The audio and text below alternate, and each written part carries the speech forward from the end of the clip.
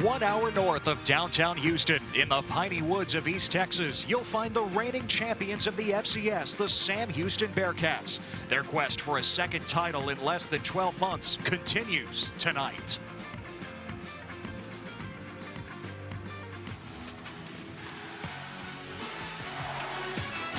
From Houston to Huntsville, it's a brisk night for the last quarterfinal of the weekend. Top seed Sam Houston, unbeaten in the fall, just like they were in the spring, and Montana State, 10-2, the 8 seed, coming out of the Big Sky Conference.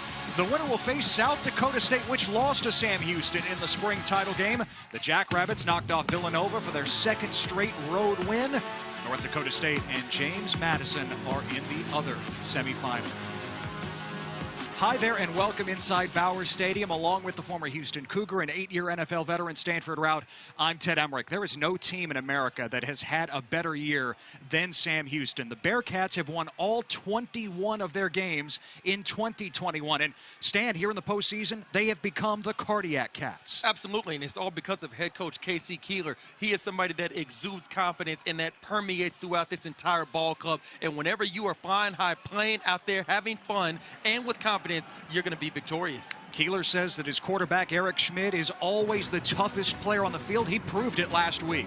Ted, he's got ice in his veins. You saw how he had the game-winning touchdown to win the national title back in May, and he's picked up right where he left off. 27 touchdowns, 7 interceptions, 5 more touchdowns on the ground, and he's somebody showing everybody that he is here to play, and he is here a force to be reckoned with. From the veteran Schmidt to the freshman at Montana State, Tommy Mellott, who had his first career start last week. Tommy Mellott, better known as the Taysom Hill of the FCS division. He is somebody that had his first career start last week, 180 yards rushing, 2 on the ground. Somebody that has to get better as a passer. Nonetheless, he is somebody that's going to be another force to be reckoned with tonight against the Bearcats. Montana State choosing to shake things up entering the postseason. The starter all year, Matt McKay, in fact, entered the transfer portal last week. And touchdown Tommy ran for 180 yards and 2 scores in his first start against UT Martin. Both teams stand built on the running game. Isaiah Ifanse of Montana State, the third leading rusher in the country, and Ramon Jefferson for Sam Houston. Absolutely. I think that something's got to give today. You see Montana State, they have a very good run game, like you just said, Ted. Sam Houston State is known for stopping the run. So something's got to give here. K.C. Keeler says nobody's going to run up the middle on them. People have to run outside. It is going to be a treat to watch both of these teams go at it. Sam Houston winning the coin toss, deferring the option to the second half. So Montana State will receive their head coach, Brent Vigen, in his first season. Coming from the North Dakota State coaching tree. Spent almost 2 decades on staff with Craig Bohl in Fargo and at Wyoming before taking the job in Bozeman. Cameron Hearn, the 6th-year senior, boots it away, and off we go here in Huntsville. Now, Tommy Mellott, the freshman from Butte, Montana. Touchdown Tommy. He's already proven he's an excellent runner, Stan. Coaches are excited for him to show what he can do as a passer tonight. Yes, you've heard that they've said that they've watched him in practice. He's able to do it in practice well. Now he's got to be able to transfer that over to the field. I think you're going to see some sort of clip from Clayton Carlin, the defensive coordinator for Sam Houston. They're going to try to confuse him. They're going to try to get the ball out of his hands quickly, and he's going to have to mature very fast against the reigning national champions. Now, the numbers weren't pretty through the air last week, but in Bozeman, they were dealing with 26-mile-an-hour winds. Wind from the north about 6 miles per hour tonight. On first down, the jet sweep for Willie Patterson. And Tim Hart, the Memphis transfer, one of the few new faces on the Sam Houston defense, makes the tackle after a gain of 3. One of the things about this Bearcat defense is that they are very good side to side. They have a lot of team speed. Montana State trying to get out there on the edges early on. That's going to be something that I'm not sure they're going to be successful at down the stretch. Mellott to the air for the first time. Launching for Lance McCutcheon. Jump ball. And the first team All-Big Sky receiver has it. Knocked out of his hands late. But Montana State has it at the 40. There is a flag down.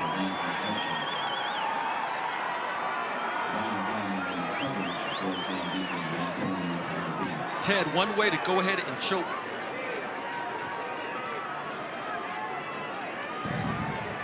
Personal foul. Face mask. Defense. Number 22. 15-yard penalty. Automatic. First down. Ted, one way to go ahead and shut up all the critics early on is to come out on the second play and throw what is a teardrop down the sideline, putting it up there for Lance McCutcheon to make a play on it. You can see Zion McCollum simply was not able to beat him to the ball. Big play for Montana State. They're already deep into the Bearcat territory. McCutcheon had just one catch last week, a season low. This is a breakout season for the senior from Bozeman. On the option, the pitch to Patterson. And hops over Zion McCollum and gains about 5. And this is what it brings to an offense, that extra dimension when you have a Taysom Hill-like player at the quarterback position. It is just one more thing that the defense has to go ahead and worry about. And already in the early going, you can see it's paying big dividends for this offense. 2nd and 5 from the Sam Houston 21. That pass to McCutcheon went for 30 yards.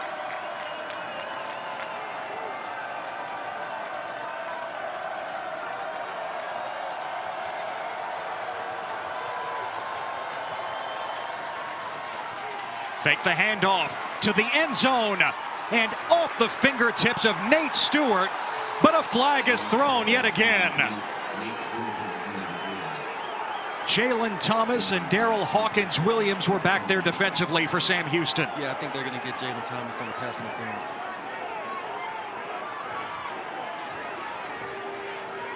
Thomas, a 5-year starter who graduated yesterday. This is his 54th career start. Pass interference. Defense. Number 9. 15-yard penalty. Automatic. Tommy Mellott just simply putting it up there and letting his big receivers go and make a play on the ball. And Jalen Thomas is in good position. He is right there in phase. He just simply needs to turn back, look for the ball. If the referee does not see corners, he does not see defensive backs looking back for the ball, it is a very easy call to make for a referee. So all you young guys out there, always look back, try to locate the ball to make a play on it. With the penalty, 1st and goal at the 6 for Montana State on the opening drive. Fake the handoff to Afonso. Mellott on the edge and knocked down. Markel Perry, the junior Jack linebacker, made the stop.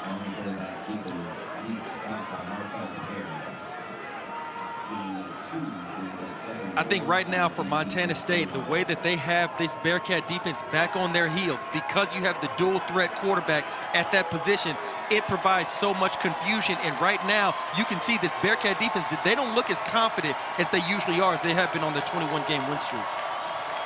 2nd and goal at the 4. Patterson to throw. Philly special. Bit of trickery, and to Mellott for the touchdown. Gadget play in the red zone. Montana State strikes first. Well, Ted, whenever you have a dual threat quarterback at the position, you're going to use him. And guess what? You remember from a couple years ago when the Eagles beat the Patriots in the Super Bowl, the Philly special, throwing it to Nick Foles in the corner of the end zone. And that is exactly where Montana State pulled that play out of. Fine play and a great start to this game against the reigning national champions, getting up a touchdown early. Blake Glessner on for the extra point. And he knocks it through. How about the Treasure State special? Montana State, the 8 seed. Snap it to Afonso. Patterson finds Mellott for the score.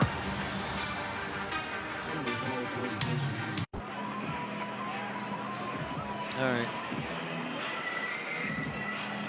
Remember in Happy Gilmore, Happy said, Happy learned how to putt. I think touchdown Tommy learned how to throw. Absolutely. He's willing to put that ball in the air and let his receivers, Lance McCutcheon, go ahead and go up for the ball. And they're going to test these corners. We can see already coming out in this short drive for Montana State, he's putting the ball up there on the fade routes, letting his guys go for the ball. This Sam Houston Bearcats defense is in for a battle today. We can clearly see that through the first drive. And Mellott capped off the drive drive with the 4-yard touchdown catch on their version of the Philly special. Willie Patterson with his first career pass attempt. And it goes for 6 on the opening drive in the FCS quarterfinals. So now we got to see, how is Eric Schmidt, how is the rest of this Sam Houston State offense going to answer? How are they going to bounce back? They had to respond all game last week in the second round against UIW. And honestly, Sam Houston knows all about dramatic games in the postseason from the spring to the fall. But what a confidence booster that has to be for Montana State offensively. Ife Adeyi dropped the kick and was able to pick it up. Tackled at the 19. Now, you mentioned Eric Schmidt. He is the standard bearer of this program, according to K.C. Keeler, the junior from the Woodlands, Texas, about 40 miles to the south. He has become an icon at the only school to offer him a scholarship. Yeah, and he's doing a fine job of it. I believe the game-winning touchdown in the national title game back in May has paid so many big dividends just for his psyche and just for everybody around the organization. Is okay, you know what? It's solidified. He is the guy to lead us.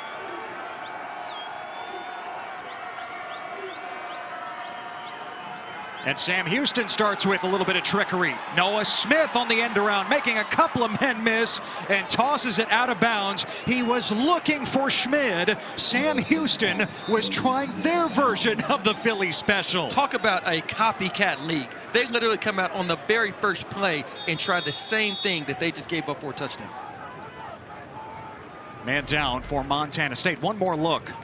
And this is a great job by Montana State because they're getting penetration. And you can see Noah Smith on the reverse. He realizes that he has nowhere to throw the ball to. He cannot run it because he's going to take a loss. So he decides to just throw the ball out of bounds. It'll now be 2nd and 10 rather than 2nd and 19 or 2nd and 20. Chase Benson being helped off the field. What a big loss that would be for Montana State's defense. First team All Big Sky at defensive tackle. Freddie Banks, the defensive coordinator, says teams just can't move him. He is a rock there in the middle, but needing medical attention.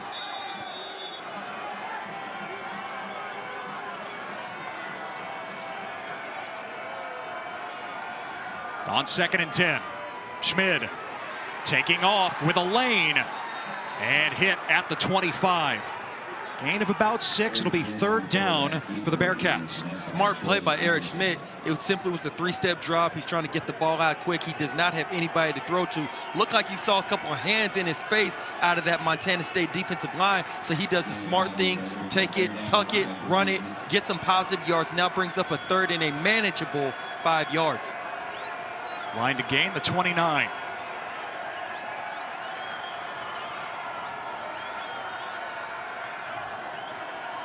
Just a 4-man rush. Schmidt eludes pressure, and his pass is intercepted. Trey Webb stepping in front. The safety with his first interception of the season.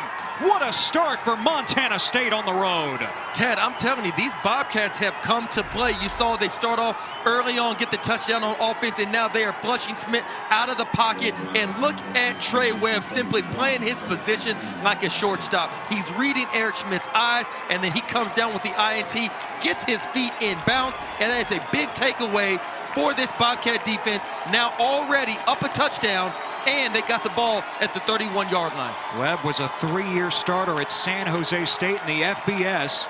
Grad transfer, first year at Montana State. A big part of one of the elite defensive units in the FCS.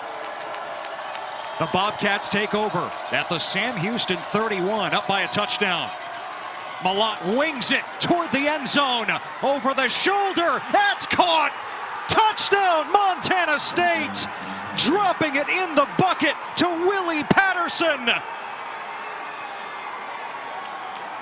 Ted, what is the first thing that you were always taught as a defender? After a turnover, the offense is going to take a shot. Well, look at this. Once again, Malott drops back. He throws the absolute dime to Willie Patterson, who was in the slot, running a slot fade, and drops it right in the bucket over the defender, Darrell Hawkins-Williams. Fine throw. That's a fantastic throw. I'm sorry. Don't let me shortchange him. And you can clearly see, once again, the Bobcats right now are playing at a different speed and intensity level than the Bearcats. Glessner with the extra point. A shot across the bow for Montana State against the top seed.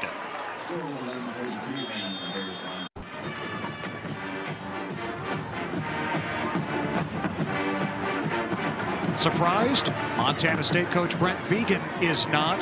Touchdown, interception, touchdown, and a 14-0 lead over the team with a 22-game winning streak. The springtime national champions here in the FCS quarterfinals. Vigen told his team this week, we can beat Sam Houston. Stan, we don't need some superhuman effort. Yeah, when you look at last week, they barely beat Incarnate Word 49-42. So that shows that this defense, they are susceptible to giving up some big plays and to giving up some points. And just like what you just said, Coach Brent Vigen, he's letting his team know, hey, fellas, just because they're the #1 ranked team, because they're the reigning national champion, that does not mean that they are invincible. We can beat them any given what, Ted? Any given Saturday.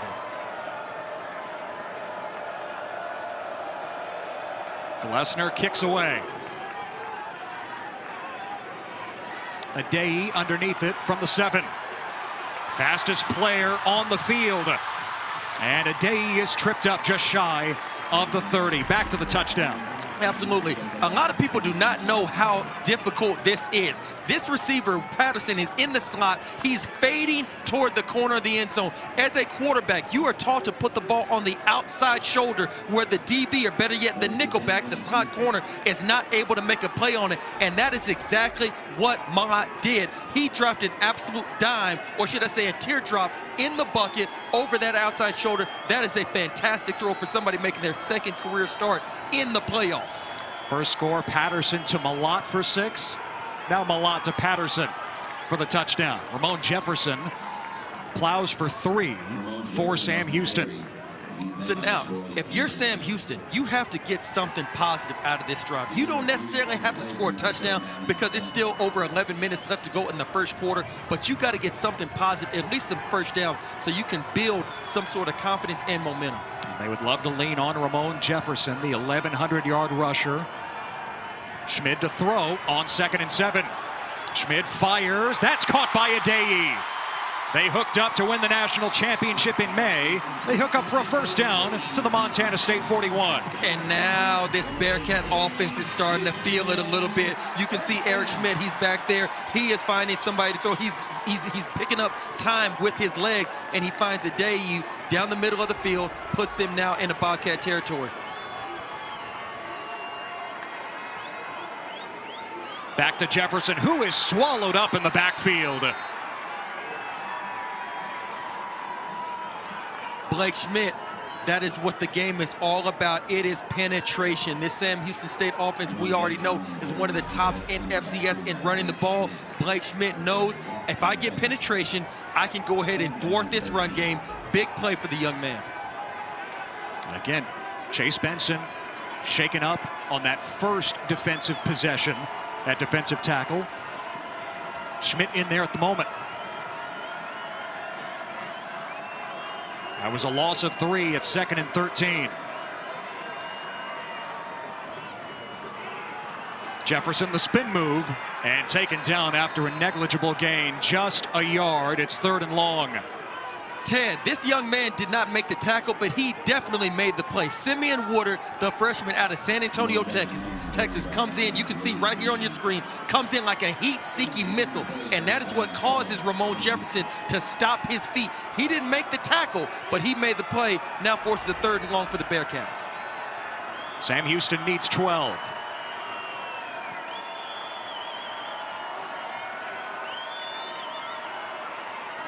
Schmid stepping up. Schmid looking for the escape hatch. He's taken down. It's Daniel Hardy, one of the premier edge rushers in the FCS.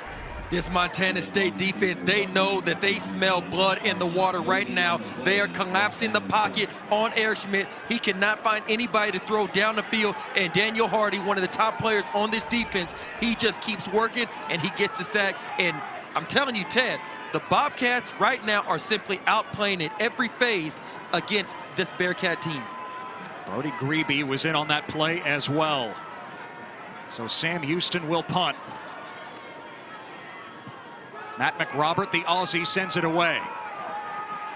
Willie Patterson, the fair catch inside the 10. Montana State with a dream start on the road in the FCS quarterfinals.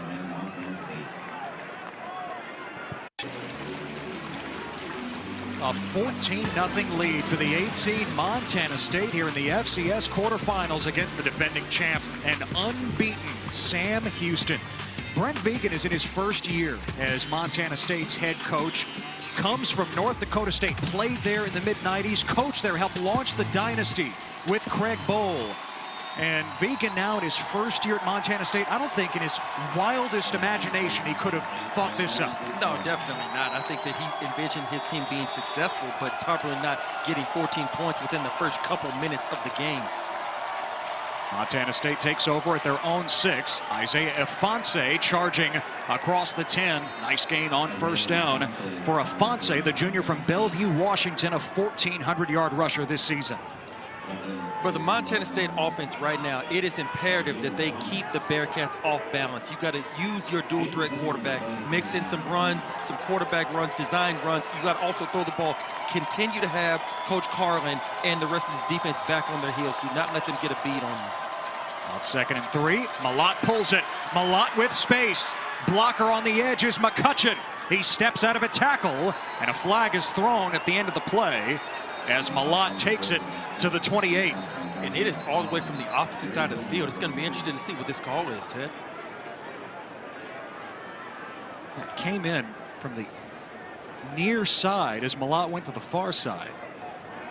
Yeah, I think it's going to be a good defense. However, sideline warning, Sam Houston. It's their one and only warning of the game. That's why the flag was thrown from the near sideline. A sideline warning on Sam Houston. Where's the get-back coach?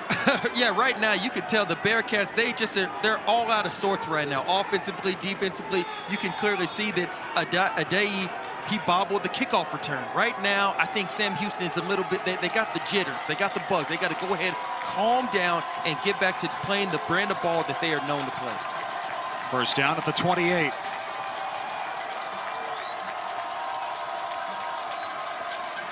Ifanse up the gut, and he is stoned. A loss of a yard. Trevor Williams, the 5'9" linebacker, the first one to meet him. Trevor Williams and the rest of this Bearcat defense did a great job of stuffing this run. It now brings up a 2nd and long, 11 yards for the Bobcats offense. And that right now is the moment. It is 14-0. The Bearcats have to get off the field. If you're the Bobcats, you want to go ahead and extend this drive, continue to use your momentum. But right now, if you're Coach Carlin, you got to find a way to get off the field and give your offense the ball back. Carlin said we got to do everything we can to stop the run. Can Montana State beat us throwing the ball? Well, they're already doing that as Ifanse carries for a yard. It'll be 3rd and long.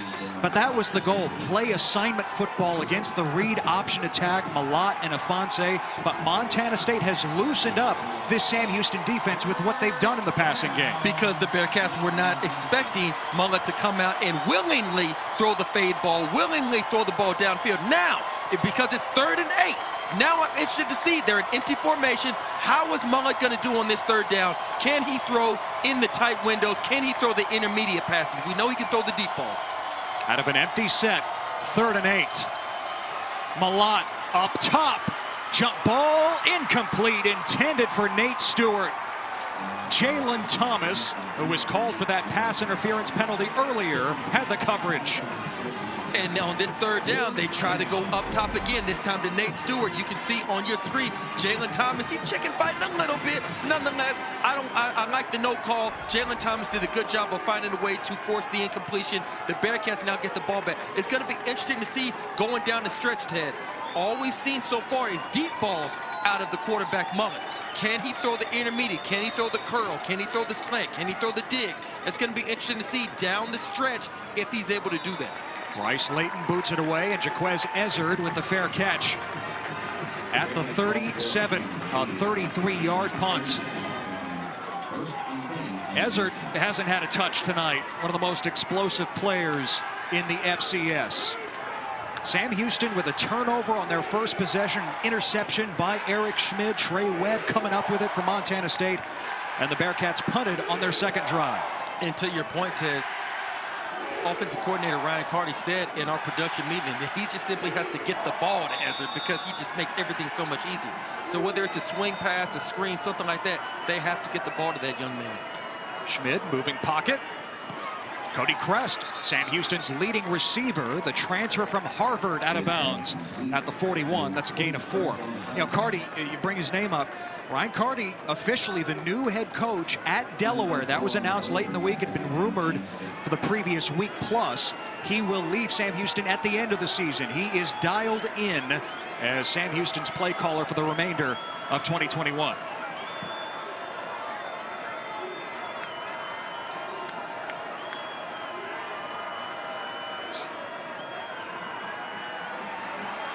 Second and 6, Schmid being chased, got away from Grebe, and Schmid takes off. And he angles out of bounds with the first down at the 47. And there is Ryan Carty. Notice how he sits outside. It's like he's a miner with that hat and the flashlight so he can read his call sheet. It's a unique look. We got to get him a true box here, right? You need the comfort of being, you know, climate controlled. No, it doesn't matter. Hey, Ted, whatever it takes for him to coordinate this offense the way he has over the last couple seasons, hey, fine job, and that's exactly why he's now the new head coach. Play action for Schmid. Wanting to go deep. Instead, slides down. Gain of 1.5 yards to the 49. Callahan O'Reilly was there defensively. Kudos to this Bobcat secondary for the fine job that they're doing so far right now against Ezra, against Crest, against Adei, and all those Bearcat receivers, because that play right there wound up being a 2-yard gain, so obviously it wasn't a sack. But the reason why Eric Schmid is not able to throw the ball downfield is because he simply does not have anybody open. These receivers are not creating separation. Jet sweep for Noah Smith, an all-around weapon in the backfield, and a great open field tackle by Troy Anderson, a finalist for the Buck Buchanan Award, which goes to the best defensive player in the FCS. On that play, you could see Bearcats are simply just trying to get the Bobcats on the edges, and the Bobcats do a decent job of making the tackle. Now brings up a 3rd and a long 2 yards for the way that this Bearcat offense has played so far. Look for the defense to try to confuse Eric Schmid and put pressure on him, speed up his internal clock. 3rd and 3. It's Jefferson. And he plunges ahead. He's marked just short of the line to gain at the 43. 4th down for Sam Houston. I think right now, given the momentum, given the psyche, given the way that this game has gone so far, I don't think that you have to go for this 4th down because it's only the first quarter. But just for the mindset, the mentality, you need to punch this in for a 1st down if you're the Bearcats. So go for this just so you can set the tone for the mentality of the remainder of the game. With the shift, Noah Smith ready to take the snap out of the Wildcat on 4th and 1. He's submarined. Montana State holds. A turnover on downs. Ty Okada clipping him down. This is all about penetration. You can see everybody on this Bobcat defense. You can see on the middle of your screen. Look at the penetration. Look at everybody that is putting their body on the opposite side of the line of scrimmage, creating a new line of scrimmage, and that is why they're able to go ahead and force the stop. And now, once again, you can see this Bobcat offense. They have the ball already near midfield. Look for Mullet to take another shot against this Bearcat secondary. Can you say enough about that Bobcat defense? A turnover, a punt, and now a turnover on downs to start. From their own 45, Malott swings it. Afonso, a couple of blockers in front. And Afonso goes down with a gain of 5 at the 50. Montana State coming in, one of the very best defenses in the FCS, and also one of the best rushing offenses. Yeah, typically teams that can run the ball well are good at stopping the run also because that is who they go against in practice. So iron sharpens iron. 2nd and 5. Afonso turned back. They'll give him the line of scrimmage, but it'll be 3rd and 5. Chris Scott, sophomore from Madisonville, Texas, just 30 miles to the north, made the play. Coach K.C. Keeler, what did he say, Ted? Nobody's going to run up the middle against us. They got to run on the edges, and he is staying true to his word, even though it's a 14-point deficit right now. It's a 3rd and 5 coming up. So now, if you're Mullet, you have to be able to work the middle part of the field, the intermediate routes, the slants, the digs, the curls, things like that. It's going to be interesting to see what they dial up for the offense. 3rd and 5. Malott feeling pressure. It's caught. Derek Snell, the tight end, with the first down to the Sam Houston 44. Malott staying composed. And this is impressive. Malott, like you just said, staying composed. Derek Snell sits right over the ball. Just a simple 3-step drop, but he throws the ball. It's accurate. First down. You're able to move the chains. You're now into Bearcat territory. I think that we are watching Mullet just mature in front of our very eyes, Ted. Brent Vigen said what he was most impressed about with Malott last week against UT Martin was the moment was not too big for him. Just has the right makeup. Pass deflected, and a dangerous throw at that. Cameron Alexander, up-and-coming corner from the Houston area, made the play.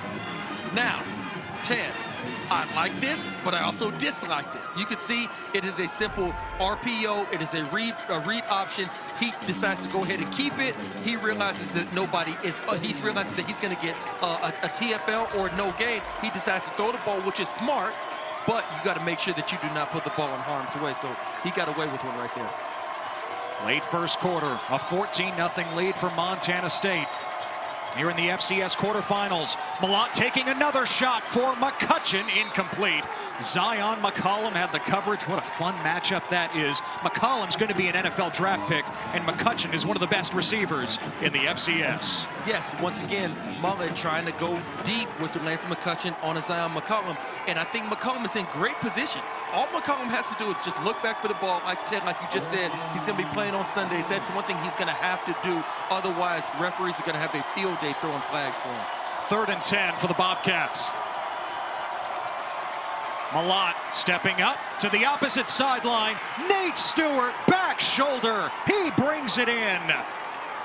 Down at the 19. The transfer from Akron moves the chains. Hey, Ted, is it safe to say that we feel like we already know what Mullet's favorite pass route is, or his favorite pass route to throw? And once again, he puts the ball up where Nate Stewart can go up for the ball. He lets his receivers show their athleticism, and Cameron Alexander, who is in good coverage, he just simply does not look back, but you can never beat a good thrown ball. So Mullet, once again, is showing that he is matured in front of our very eyes on this TV screen. Pass for 30 to McCutcheon. 25 yards to Stewart. Now Malott on the ground to the edge and bumped out at the 11. Gain of about 8 for Malott. Yeah, Ted, I think this Bearcat defense, they were not prepared for such a dual threat coming into this game, because right now you do not know what the Bobcats are going to do. You don't know whether Mullet's going to keep it. You don't know whether he's going to throw one of his teardrop fades. That is something that right now is putting the Bearcats on so much back on their heels. They are hesitant right now. They are not playing with the confidence that you've seen them play with for so much of this season. And I think for defense coordinator Coach Carlin, he right now is spinning his wheels trying to figure out what to call. Final seconds of the quarter. Malott keeping the whole way this time. And Malott is down inside the 5. 1st and goal for Montana State as we come to the end of the first quarter.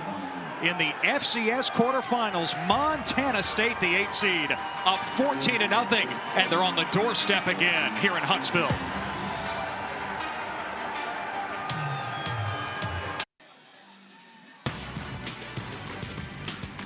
Last spot in the FCS semifinals up for grabs here in Huntsville. And the top seed, the defending champion, Sam Houston, trailing Montana State 14-0. As we start the second quarter, Ted Emmerich, Stanford Routt, our entire crew, K.C. Keeler and company, down a couple of scores. Could be 3 here in moments. Montana State, Stan, has it 1st and goal at the 3. Yeah, and I think whatever you do right here, you got to keep it in Mullet's hands, whether it is running, passing, and allow him to make the choice. Tommy Mellott has caught a touchdown and thrown for a touchdown. Isaiah Ifanse, the lone setback. Mellott keeps darting his way toward the goal line, and he's marked down inside the 1. Yeah, clearly Mellott is going to be your #1 offensive weapon, and because he's able to run and pass, I think either keeping it directly up the middle or putting it on the edges, let him do a sprint out, a rollout, whether he has the option to either go ahead and play with, and be successful with his feet and pick up the touchdown, or he can go ahead and throw it to one of his big receivers and allow them to go up the ball. This is Mellott's second career start. Under center. Mellott the scoop. He dives in. Touchdown, Montana State. And Mellott has had a hand in all 3 scores. Yeah, right now, this defense is shell-shocked. This team, the Sam Houston State Bearcats, are shell-shocked because I don't think they prepared. I don't think they were ready for the type of player that Mellott is. As you just said, Ted, he's already had a hand in all 3 touchdowns being scored right now. And you can clearly see Coach Vigen, obviously we see why they made the quarterback change just 2 weeks ago. They see something in this kid, and he is paying big dividends in his second career start. Now flags on the extra point attempt. Movement up front. And it'll be against Sam Houston. Offsides. Defense. Number 92. That penalty's declined. Replay the try. Brent Vigen and Montana State trying to make it back to the semifinals for the first time since 2019, the last time that Montana State had a football season. Did not have a year in the spring because of the pandemic. And Glessner adds the extra point. On paper, you could argue it was a controversial move. Matt McKay was the starter, guy who once started at NC State in the ACC. He was the starter throughout the regular season, Stan, but during the bye week, after the loss to Montana to close the regular season, Vigen and the coaching staff decided, you know what? Tommy Mellott, this freshman, he gives us the best chance to win with his versatility, his skills as a dual threat. With the win over UT Martin last week and what he's done through a quarter plus tonight, I think they've made the right choice. No question about it. I think, too, for benching McKay, I don't think it was about any deficiency that he had. I think it's just so much in the gifts that you see with Mellott of him being able to make plays with his arms and also with his legs. So I take that right there as a player, and it's very, very difficult because as players, we all have egos. We're all very confident. But sometimes a coach is not benching you because you can't do it. He's simply promoting somebody because they just have that many more dimensions that they can bring to the offense. Mellott has caught a touchdown, thrown for a touchdown, and run for a touchdown here in the first half. Sam Houston will have it at the 25. Of course, McKay has entered the transfer portal. Did that last week. Mellott definitely the man now for Montana State.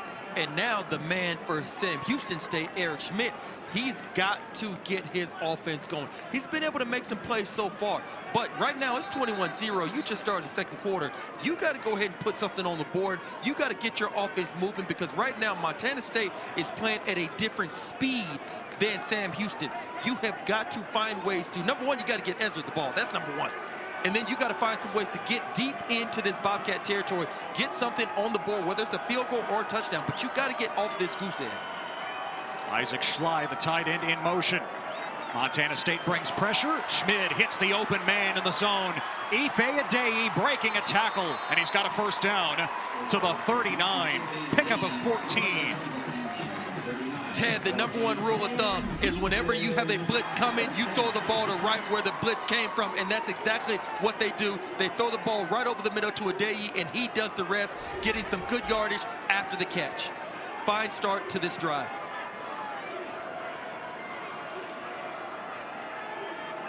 Schmidt pumps. Oh, avoids one man. Now he's sacked at the 30. Ben Seymour. Just a half a sack coming in, and his first full sack of the year. And now they are teeing off on Eric Schmidt, and you can see right there, you can see right now, Sebastian Valdez, he misses, and then And now Ben Seymour comes in there, is the recipient, cleans it up. A big loss. Now brings up a second and long, about 17, 18 yards for this Bearcat offense. And that completely negates the great start that they had with the day on the first play. 2nd and 17. Schmid. Oh, ball comes out. That's loose. Scooped up by Montana State. Amandre Williams has it for the Bobcats. The only question is it an incomplete pass with Schmid's arm going forward? What will the ruling be? Yeah, Ted, I think they're going to go ahead and converse on this and go ahead and take a look at that. The ruling on the field is a fumble recovered by the defense. First down. The ruling is a fumble. Take a look at the replay right here. Schmid is dropping back, and this ball is going forward, but it looks like he's trying to pull it back like Big Ben is known for. And when you drop the ball while you're trying to pull it back, that's a fumble. You might hear the boos from the Sam Houston fans here in Huntsville as they get a look at the replay on the big board. Yeah, Ted, they're going to go and they're going to review this, obviously, because that's proper protocol. But when you actually look, Eric Schmid is dropping back. He decides he wants to throw. He decides, okay, no, I don't want to go there. I want to pull the ball back, like what Big Ben has been famous for a number of years. And while he's pulling it back, that's when he loses control. So that is not going forward anymore. He is pulling the ball back. That's going to be a fumble, and that's going to be Bobcat ball. Oh, that's tough. But again, remember, the ruling on the field is a fumble. Yes. Is there enough evidence to overturn it? There definitely, in my opinion, is not enough evidence to overturn this. And Ted, pressure bursts pipes. We all know pressure makes diamonds, but it also bursts pipes. And right now, you saw the big sack that they just had on the first down. I'm sorry, the second down against this Bearcat offense. And now, guess what? Eric Schmid is not able to find anybody downfield to throw. He decides, I'm going to throw it. No, I want to pull it back. And it's cold out here. That ball gets a little slick. It gets a little slippery. He's not able to go ahead and have full control of it. He loses it. Thus, here's the call. After further review, the quarterback's hand was going forward and released the ball. Therefore, it's an incomplete pass. oh, It'll be third down. So it is overturned. Game clock operator. And Please Sam reset the game Houston clock to 13 minutes, does 15 retain seconds. possession. 13, It'll be 15 3rd and on the game 17. clock. Now, Casey Keeler, I had to laugh. He described Montana State's defense as a well-choreographed dance this week. I don't think he's enjoying the show right now. well, right now they are dancing like Michael Jackson or any of the best entertainers that you've ever seen in the history. Because right now you can see that this Bobcat defense, they're going to play more of the bend, don't break on this third down. Let them throw the ball in front of it and make the tackle. Schmid twisted down. Another sack by Montana State. Back at the 22, this is a loss of 10. Grebe and Williams were there. Ted, now it is just simply meet me at the quarterback. And this time, Grebe decides to go ahead and join the party and put the big hit on Eric Schmid. And now, once again, like I've said before, the Bobcats are playing at a different speed. They're playing at a different clip right now than this Bearcat team. And Casey Keeler has got to find a way to get his team going before this gets out of hand. Punt by McRobert. And the fair catch by Patterson.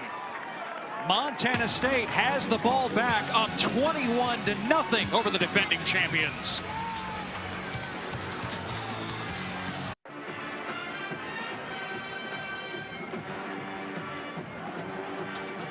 The 8th seed Montana State taking it to the top seed Sam Houston, which has won 21 in a row coming in. Try 21-0.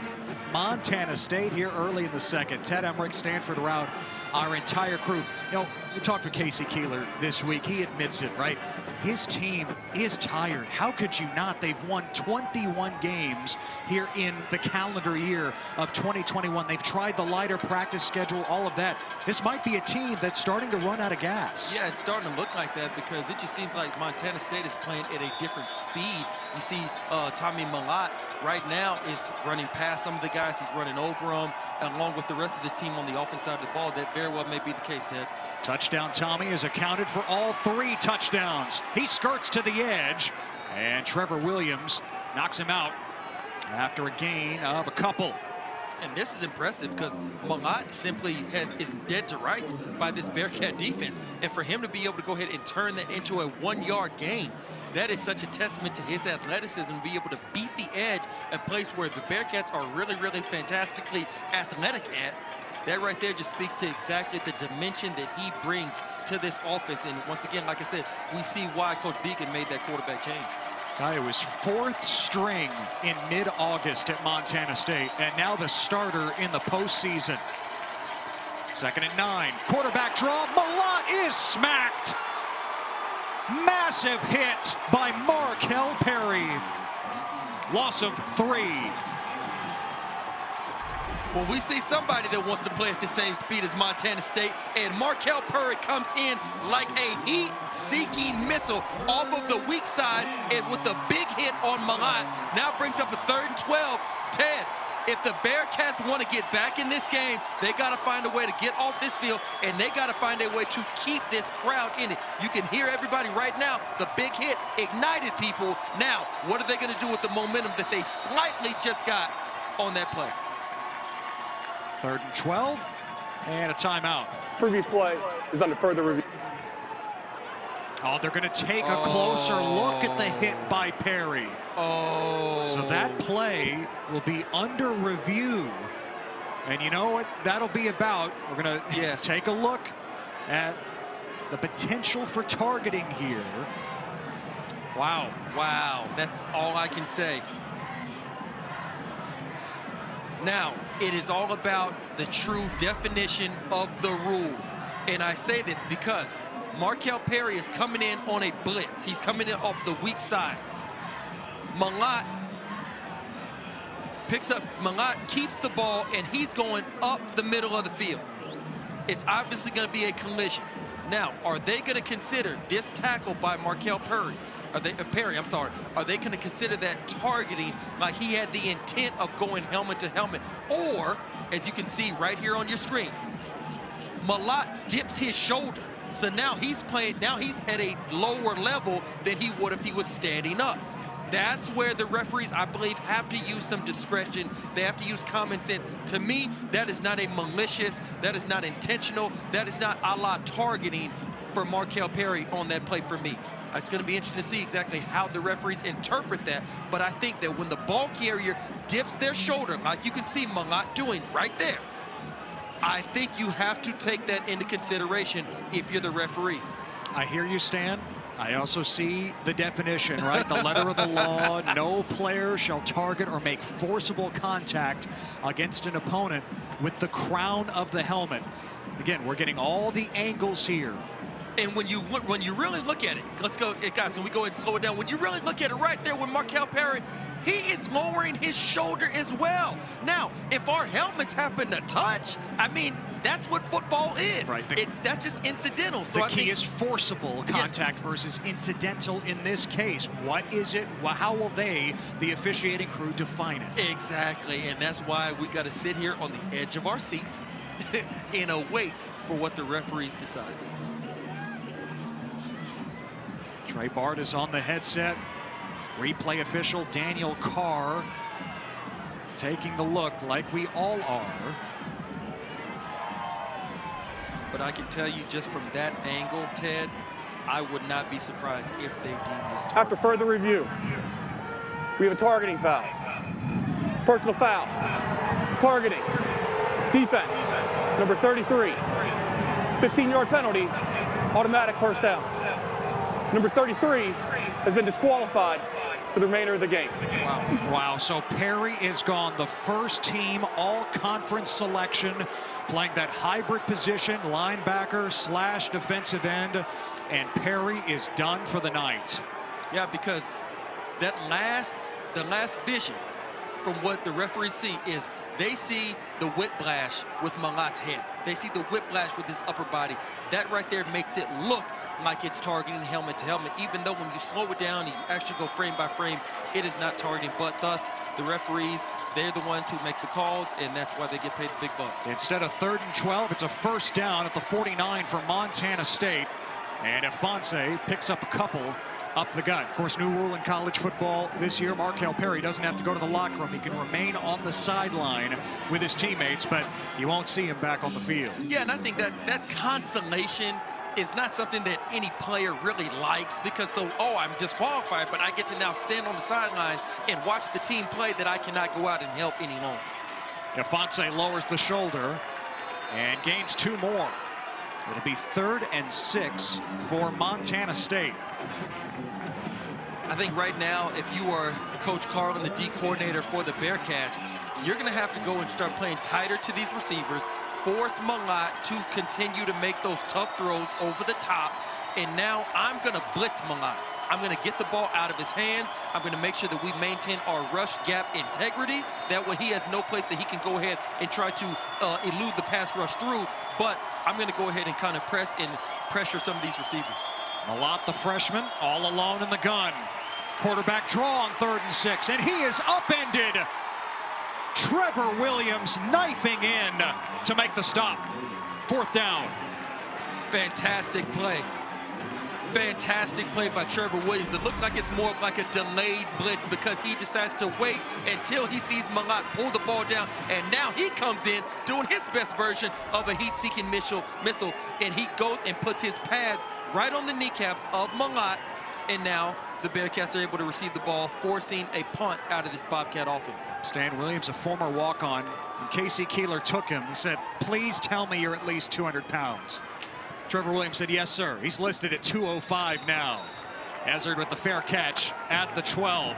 So Sam Houston with a stop, but they trail Montana State by 3 touchdowns.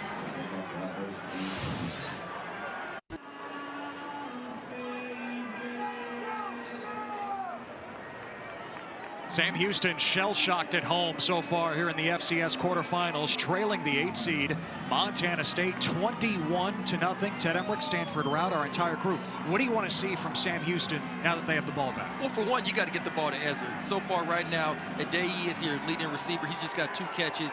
You have to get the ball to Ezzard. That's number 1. And then Schmidt has to play better. He's got to let the ball go. He can no longer take these sacks. He's got to start making plays with his legs.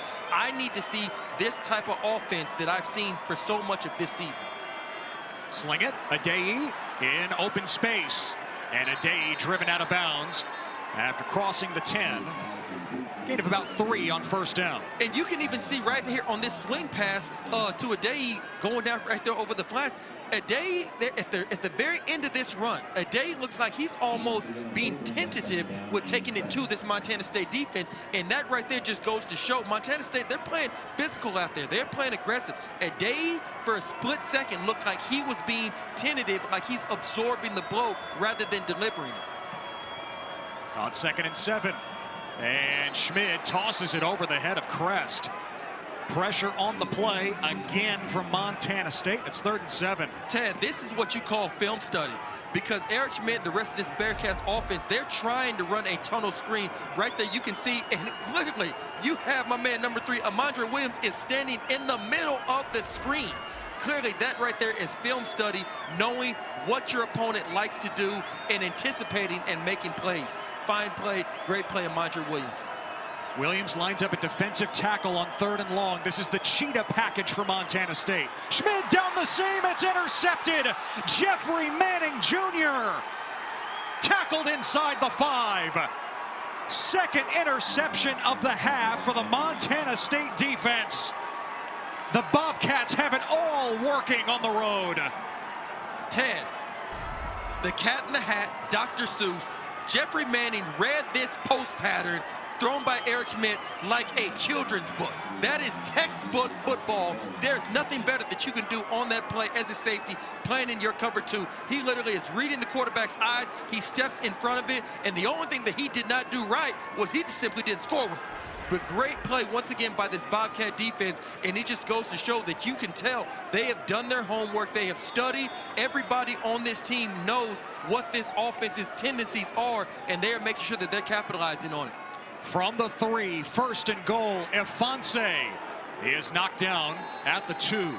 Pickup of a yard. For Jeffrey Manning, the transfer from Oregon State, it's his 4th interception of the season. Coaches say he just doesn't get enough credit. He's the guy who just cleans things up, usually making touchdown-saving tackles. He's also a playmaker on the back end. Yeah, he just simply stayed in his deep area, and he reads the quarterback eyes, and when he sees the ball come off his arm, he makes plays and he attacks. 2nd and goal at the 2. Malott steps out of a tackle, cuts it back for the touchdown. Touchdown Tommy ×4. His 2nd on the ground. Can you believe this?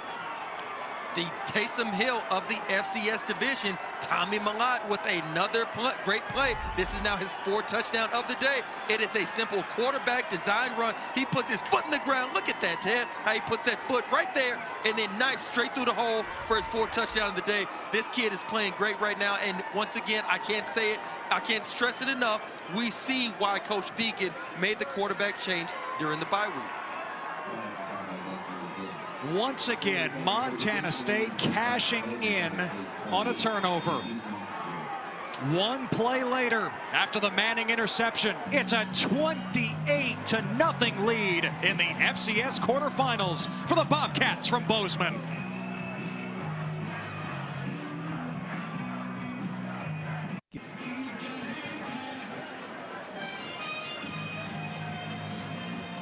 Montana State putting its foot down in the FCS quarterfinals, a 28-0 lead over Sam Houston, which has not lost a game in more than 2 years.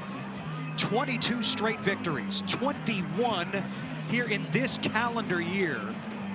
KC Keeler, the defending champs from the spring, down by 4 touchdowns. You know, they've come back from deficits in the postseason this year. They were down 21 against James Madison in the semifinals. Last year, they were down 3 separate times against UIW. This feels different. Yeah, it's one thing to be down. It's one thing to throw a couple INTs or have a few fumbles where turnovers make it a lopsided game. But right now, even with the scoreboard, if you take that away, just the eye test, Montana State is playing at a different speed, intensity level, a level of physicality. They just seem more put together on the offensive and defense side of the ball than the Bearcats are right now. We go back to that swing pass with Adeyi where he's running towards the sideline, and Adeyi looks like he's nervous. He looks like he's afraid of the defense and for the Bobcats actually hitting him. And that just goes to show whenever you're playing physical, whenever you're playing aggressive, it causes the other team to be tentative. And for so long, that's what this Bearcat team has done, being able to run the ball and also be able to stop the run.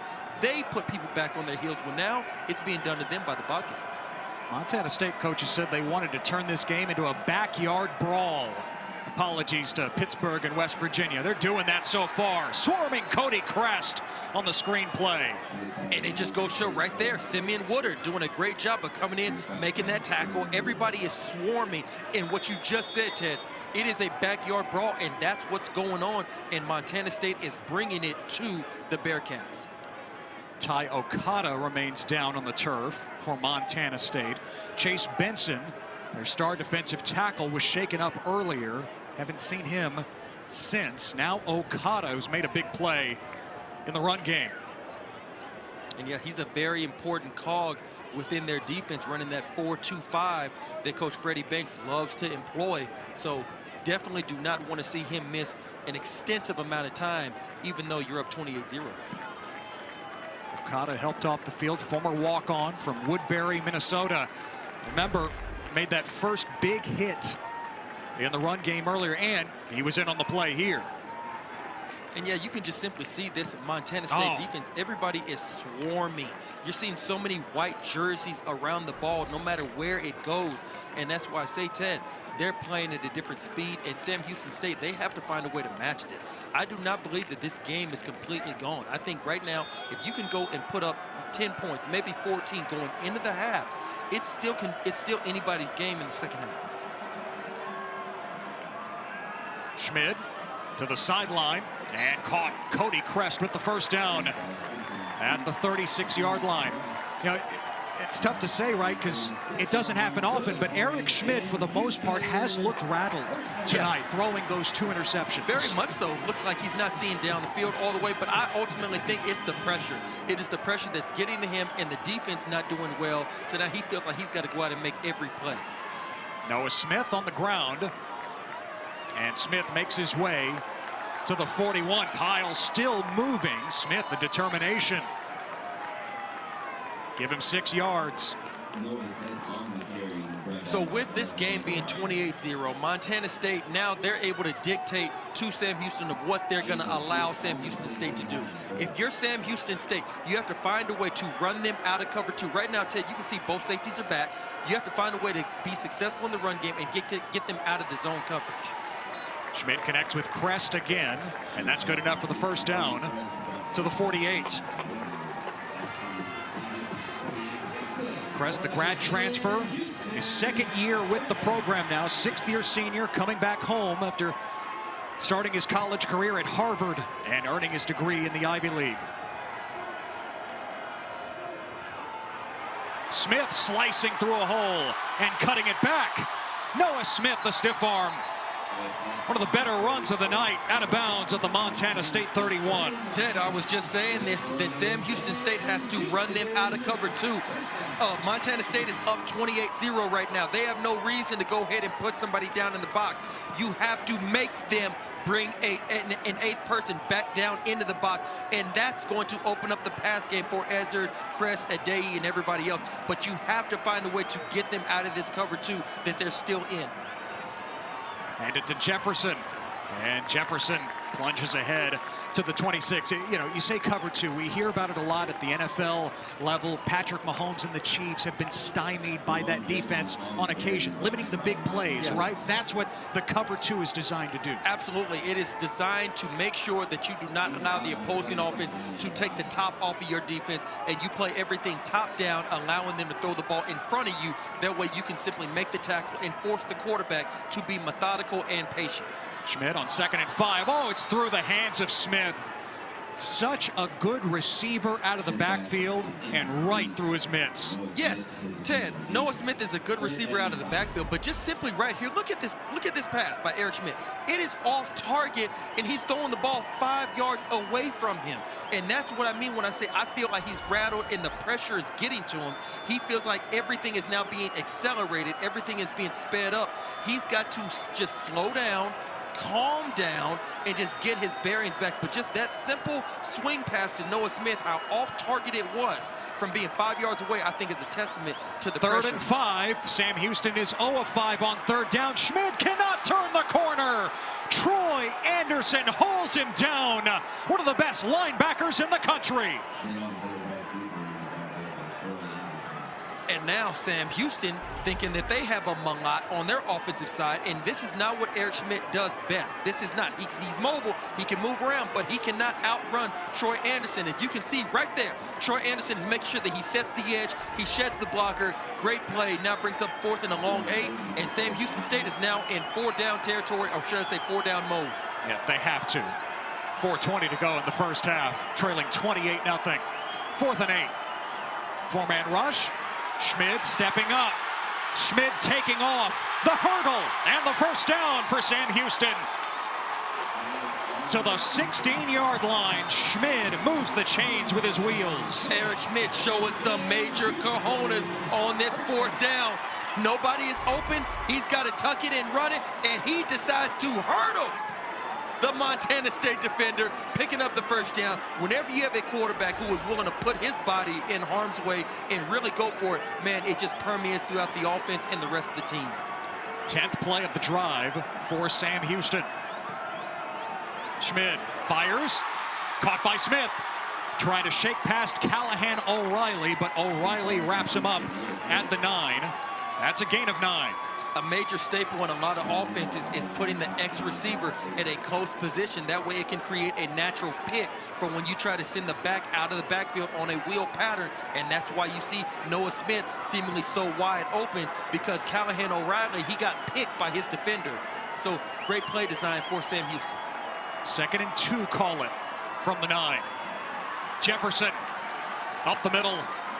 And a first down. It's 1st and goal for Sam Houston as we approach the 3-minute mark of the first half. You're now inside the 5-yard line. You're the Bearcats. Eric Schmid, the rest of this offense, just make sure that you stay on schedule. Do not have a false start. Do not have a holding call. Definitely do not turn the ball over right now. And don't take a sack. And you're guaranteed to get at least 3 points, but you want to score a touchdown. And I think that would bode well going into the half. Addae in motion. Give it to him on the reverse. Addae spinning toward the goal line. He's down inside the 1. Creative look from Sam Houston inside the 10. Now 2nd and goal. Obviously, Montana State is really good up the middle, and that's why you're seeing Sam Houston try them on the edges in the misdirection, get them moving from one direction, and then boom, go ahead and hit them going back the other direction. Now I think eventually Sam Houston State's going to have to go ahead and punch this ball in from directly up the middle. And a timeout for Montana State with 2:11 remaining in the half.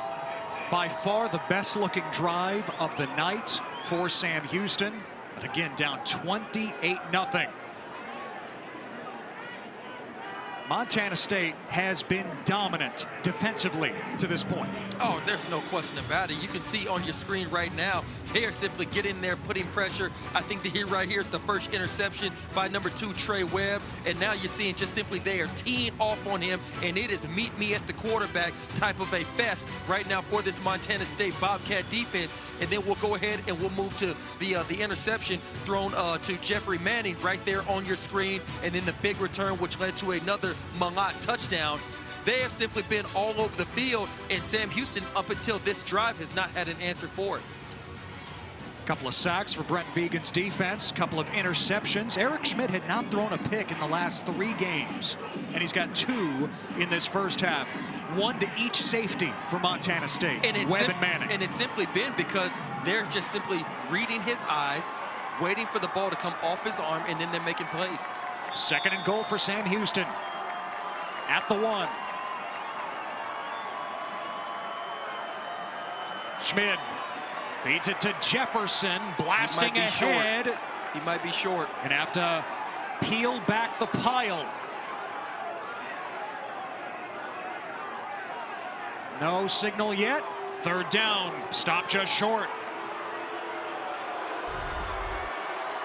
Montana State showing that they are stout up the middle of the field, and this is great penetration, and it's just short of the end zone. I think that's a good call. I think that's great eyes by the referee. It's going to be 3rd and, you know, on the 3-inch line, and I think that right now, Sam Houston, you gotta punch this ball in. So this is definitely 4-down territory. On 3rd and goal, Schmid keeps it on the read option. Touchdown, Sam Houston. Eric Schmid pulls it for 6, and Sam Houston at last is on the board. This is a great play fake, Ted. This is a great play fake that it almost fooled the play-by-play camera guy. So definitely now this is where Sam Houston State is now starting to gain some momentum, especially going into the half. Now the big thing right here is you can see they're going to go ahead and go for 2 to try to go ahead and put up and now make it 8, where they're down 20 points rather than 21. But it is going to be incumbent upon their defense to keep Montana State out of the end zone when they kick off after this 2-point conversion attempt. See this more and more, teams going for 2 earlier. Smith, the motion man, into the backfield. Montana State brings the pressure. Schmid, the laser, that's intercepted in the end zone. Manning with the pick. Had one earlier, returning it inside the 5, and now the interception on the 2-point attempt. And once again, this is Manning. This is what you call one rat, where Manning is the rat player, where he's just down in the low hole, reading the quarterback's eyes, and you can see Eric Schmidt thinks he has the dig right behind him. He never sees Manning, and thus throws it right to him. All Manning had to do was just give a little bit of a hop to catch the ball, and Eric Schmidt's got to make sure that he does a better job of looking off the safeties. He's got to do a better job of identifying what defense Montana State is in. Otherwise, he's going to throw several more INTs trying to get Sam Houston State back into this game, because they're down now 22 points. So whenever you're down, especially in the second half, you have to put the ball in the air. Sometimes it'll be in harm's way, take some chances. So Eric Schmidt has definitely got to get that cleaned up in halftime when he's in there with offensive coordinator Carty. So 28-6. Montana State had a 28-0 lead, all 4 touchdowns. Tommy Mellott had a hand in them. Kickoff bounces to Elijah Elliott. And Elliott is across the 25. So Sam Houston finally with the touchdown. Stark contrast to the rest of the season, what they've been able to do in the first half, an average of 26 points before halftime. This is the 3rd best scoring offense in the FCS, coming in at 43 per game. They finally punch it in here. Yeah, Montana State is just showing that they're reading the quarterback. They're going to play cover 2. They're going to force Eric Schmidt to make those tough throws, and they believe, I'm sorry, they don't even believe it because they're proving it. They're able to get pressure with just 4 people up front. That is the key to why Montana State has been able to be so successful on defense in the first half. Give it to Ifanse. And with the second effort, he pushes ahead for 4 to the 31. 1:14 to go. Montana State has all 2 timeouts remaining. And I noticed Sam Houston State has not even used any of theirs. And you wonder, in this situation, you're down 6-28.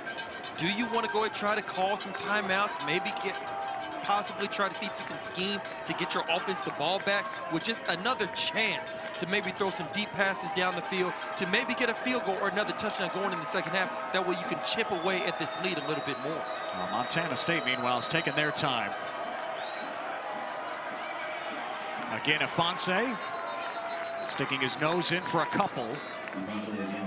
And with 34 seconds remaining, now Sam Houston calls the timeout before 3rd down. Yeah, and I think they should have called the timeout after the second down, or after the first down, just because now, even if, let's say, Montana State was to throw the ball right now and it winds up being incomplete, and then they punt the ball to you, you're going to seemingly be having to go 70 yards with about 25, maybe 24 seconds left to go on the clock, and that's just not conducive for the type of first half that Eric Schmidt has had, putting the ball in the air around those safeties, Webb and Manning. You got to give your offense more time. So I think that right there for Coach K.C. Keeler, I think that was a mistake, not calling that first timeout sooner in the drive. Neither team has been able to get their star running back rolling in this first half. Ifanse for Montana State, Ramon Jefferson for Sam Houston. But again, for Montana State, being able to open up that passing game right out of the gate, that 30-yarder to Lance McCutcheon. Mellott, yes. Mellott showed you, hey, he's got an arm too. Absolutely. And not just a runner. He's willing to let his receivers go up there and make a play. He believes in them. 3rd and 4 for Montana State. Again, Ifanse. And knocked down 2 yards short of the line to gain. It'll be 4th down. Sam Houston calls another timeout with 28 seconds left. So now Montana State obviously is going to punt the ball. They're not going to go for it on 4th down. So they're going to punt the ball. Sam Houston State is going to receive it probably somewhere between the, I would imagine, the 20 and the 30-yard line. They're going to probably have about 23, 22 seconds left, if assuming that they fair catch it. And then they're going to have to go about 78, 80 yards with 1 timeout left. And like I said before, Eric Schmidt is going to have to put the ball in harm's way. Webb and Manning are going to sit back there deep in their cover 2 drops, and they're just going to let the play come to them. They're going to let the 4-man pass rush put pressure on Schmidt, and we see pressure has gotten to him so far this first half. I do not like the way this sequence is forming for Sam Houston, because I think they should have called a timeout sooner. That way now you're not rushing when you get the ball back.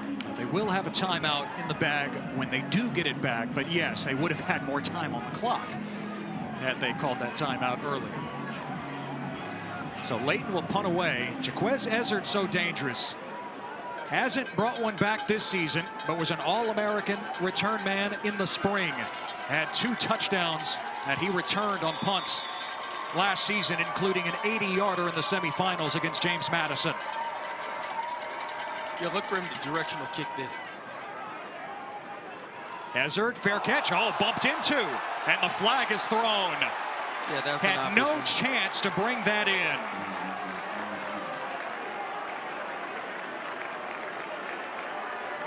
Lavelle Price was down there covering the punt and knocked right into Ezzard, drawing the flag.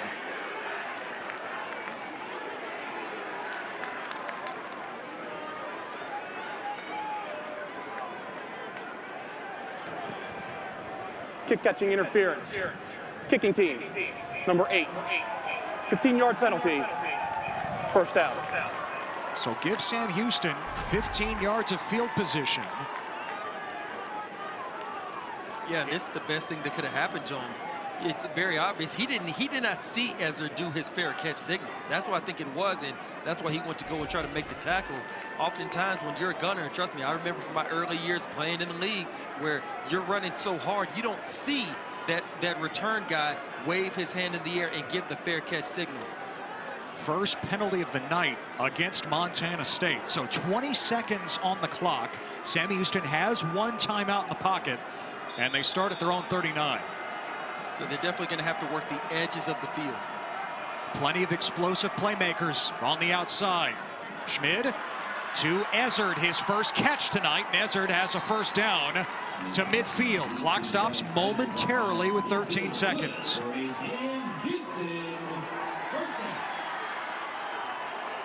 And Schmid clocks it with 7 seconds remaining. So now if I'm Montana State, if I am Webb, if I am Manning, if I am anybody in that back end, I am letting them catch everything in front of me, and I am making sure that I stay deep as the deepest in the back end. Stan, interesting that they decided to clock it there instead of calling the timeout. Now they'll add a second on the clock here, so 8 seconds remaining.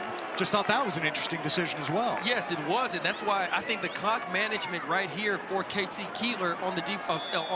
I'm sorry, when the defense was on the field for when he decided to call that first timeout, and even right now, I just don't think this is good clock management by anybody on this Sam Houston State side. 8 seconds left in the half. This is second down. Schmid stepping up. He unloads for Ezzard, and he overshot him. Incomplete.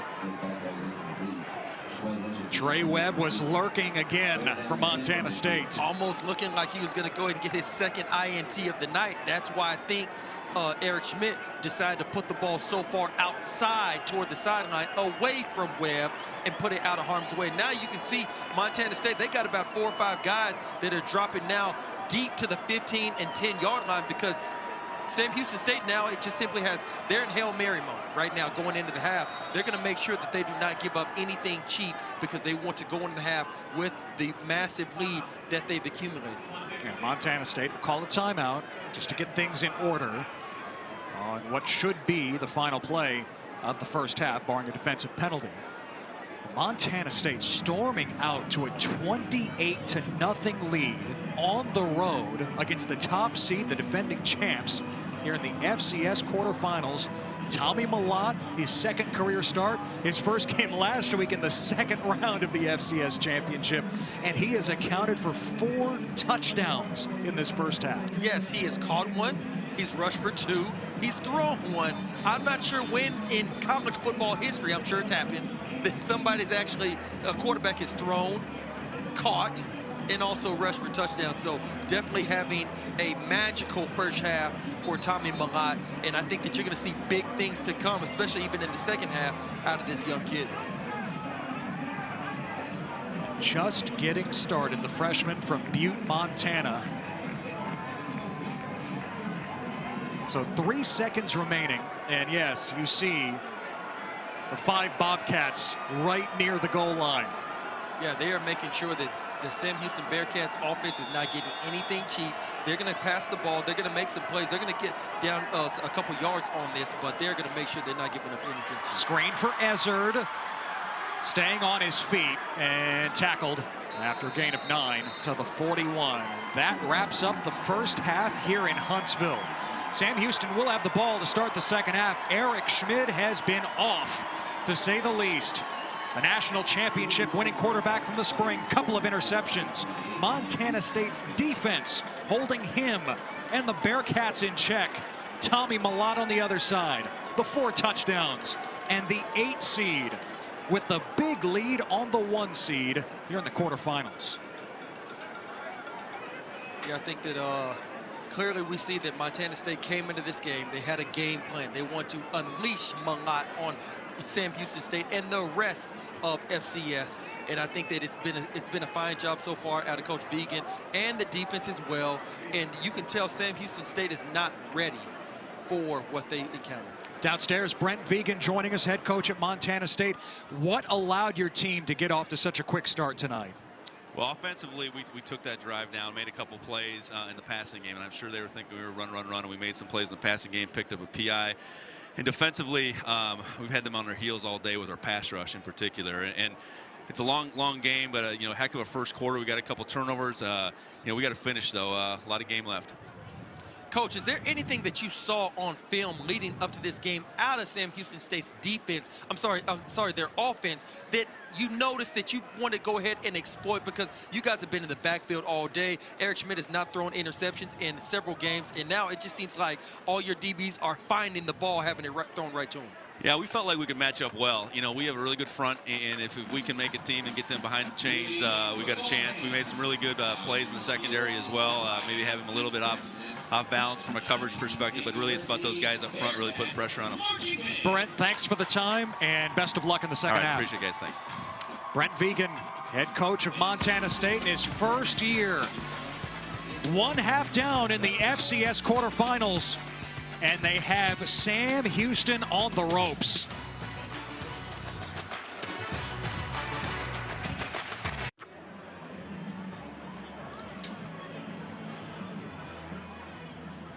Montana State, the 8 seed, rolling here in Huntsville. FCS quarterfinals, a 28-6 lead over the defending champs, the top seed Sam Houston. Stan, Montana State jumped out in front right out of the gate. Yes, they jumped out right away, and you can see Tommy Mellott, the quarterback in his second career start, comes out. They have the Philly special. That's how they first gained the 7-0 lead, and then Schmidt throws the interception to Webb. That's what leads to now a 14-point lead, and as you can see right here on your screen, the nice touch pass to Patterson right there in the corner of the end zone. And now here goes Schmidt throwing the ball right to Manning, who makes a big return. The only thing that he does not do right on this is simply score the touchdown, but then he decides to let the young phenom Tommy Mellott take it in for his 4th touchdown. And now we see Eric Schmidt hurdling on a big 4th down call to actually lead to this touchdown, which puts the first points on the board for the Sam Houston Bearcats. Now, Sam Houston finally scoring at the end of the half, but the defending champs, winners of 22 in a row going back to 2019, down 28-6 as we check out the first half stats. The number sticks out. 1 of 8 on 3rd down for Sam Houston. That Montana State pass rush has been relentless. Absolutely, and to me, I will go ahead and also say the turnovers. You see the interceptions by Webb and Manning both led to scores for Montana State, but nonetheless, like I said, you have to be able to go ahead and try to punch something in and get 3rd down conversions. Can Montana State deliver the knockout blow in the second half? We'll find out after this.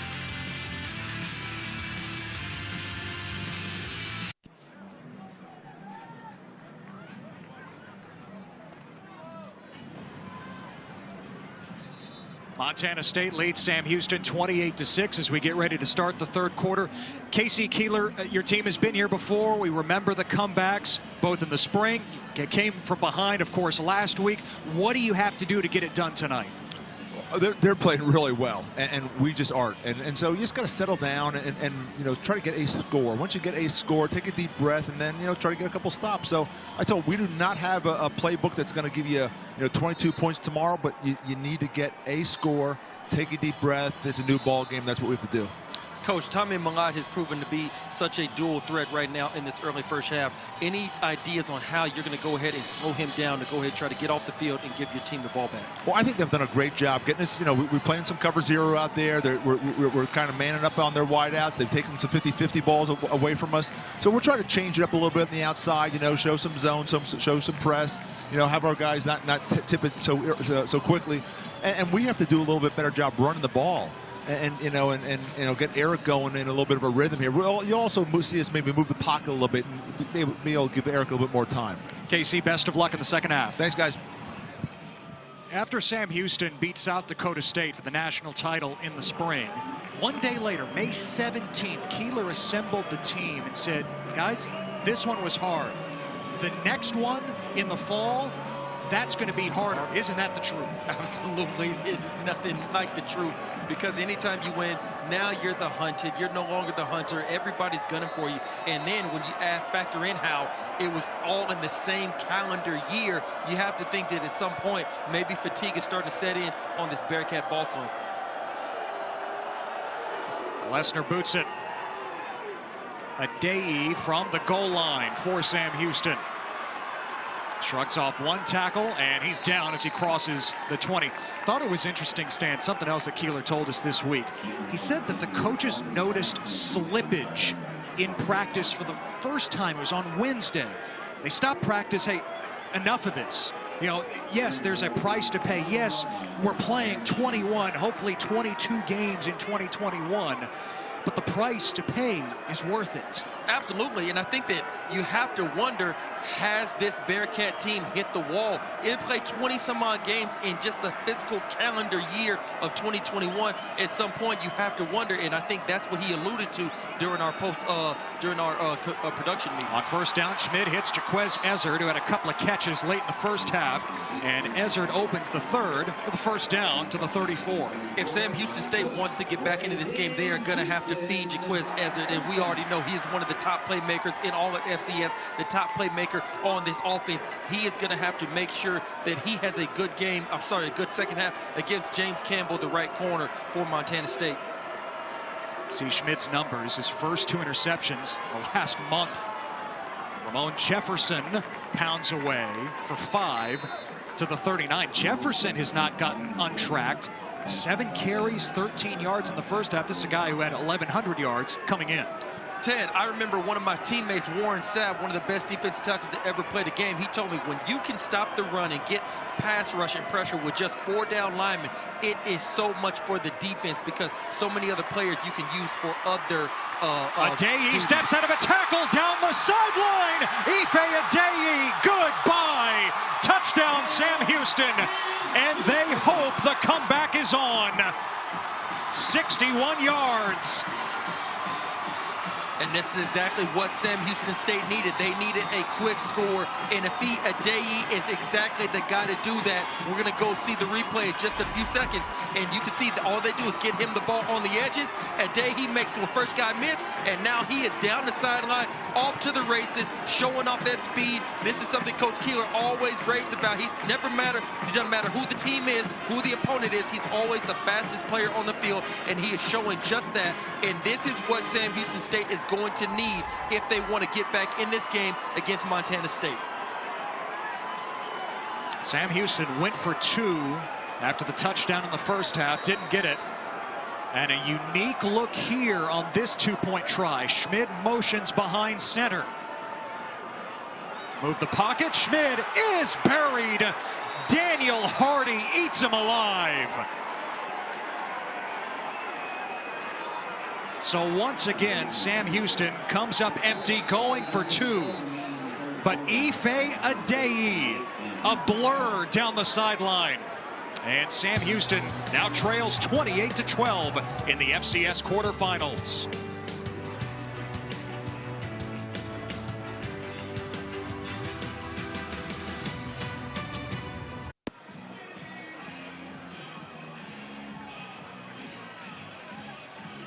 The top seed might have life after all. Quick strike, 61 yards. Ife Adeyi doing his work after the catch. And the Bearcats now trail 28-12, early third quarter FCS quarterfinals. Casey Keeler, Sam Houston's coach, he likes to say he's got a PhD in playoffs. You think that's cocky? Well, here's the resume to back it up. Hey, I think that as a coach, you have to exude confidence because that is going to permeate throughout your entire team. So some people call him cocky. I would like to call him confident. Keeler surpassed Jim Tressel's mark with 25 career FCS playoff wins. Of course, Tressel at Youngstown State before his run at Ohio State. Flag on the return.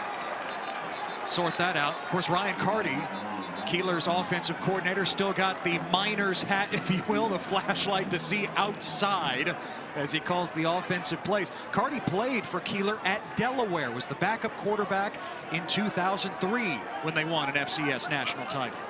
And now Carty will be the head coach at Delaware after this season. Yeah, everything comes full circle. You know, everybody returns home to a certain degree within this Return coaching team. circle, Number within this 87. broadcasting circle. So, That penalty will be enforced you half always the want to distance. make sure that you build those First down. connections, build those relationships.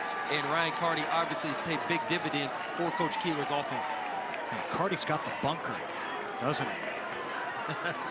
Hey, Somebody, I hope he has like a to get in his heating unit or something. Yeah, he's in the zone. Somebody give him a heating unit, right? Space heat or something. We could use a space heater. Hey, we're here too. They're at Bowers Stadium, where Sam Houston has never lost in the postseason. 17-0 at home in the FCS playoffs. Well, they are definitely going to have to make sure that they stop Tommy Mellott and do not allow him to get going in this second half if they want to go ahead and try to keep that streak alive. They're going to have to force some turnovers in this second half and make sure that they do not allow extensive long drives by the Bobcats. There's a penalty on Montana State on the return, so the Bobcats start at their own 10. Mellott gives to Ifanse, and he is stopped at the line of scrimmage.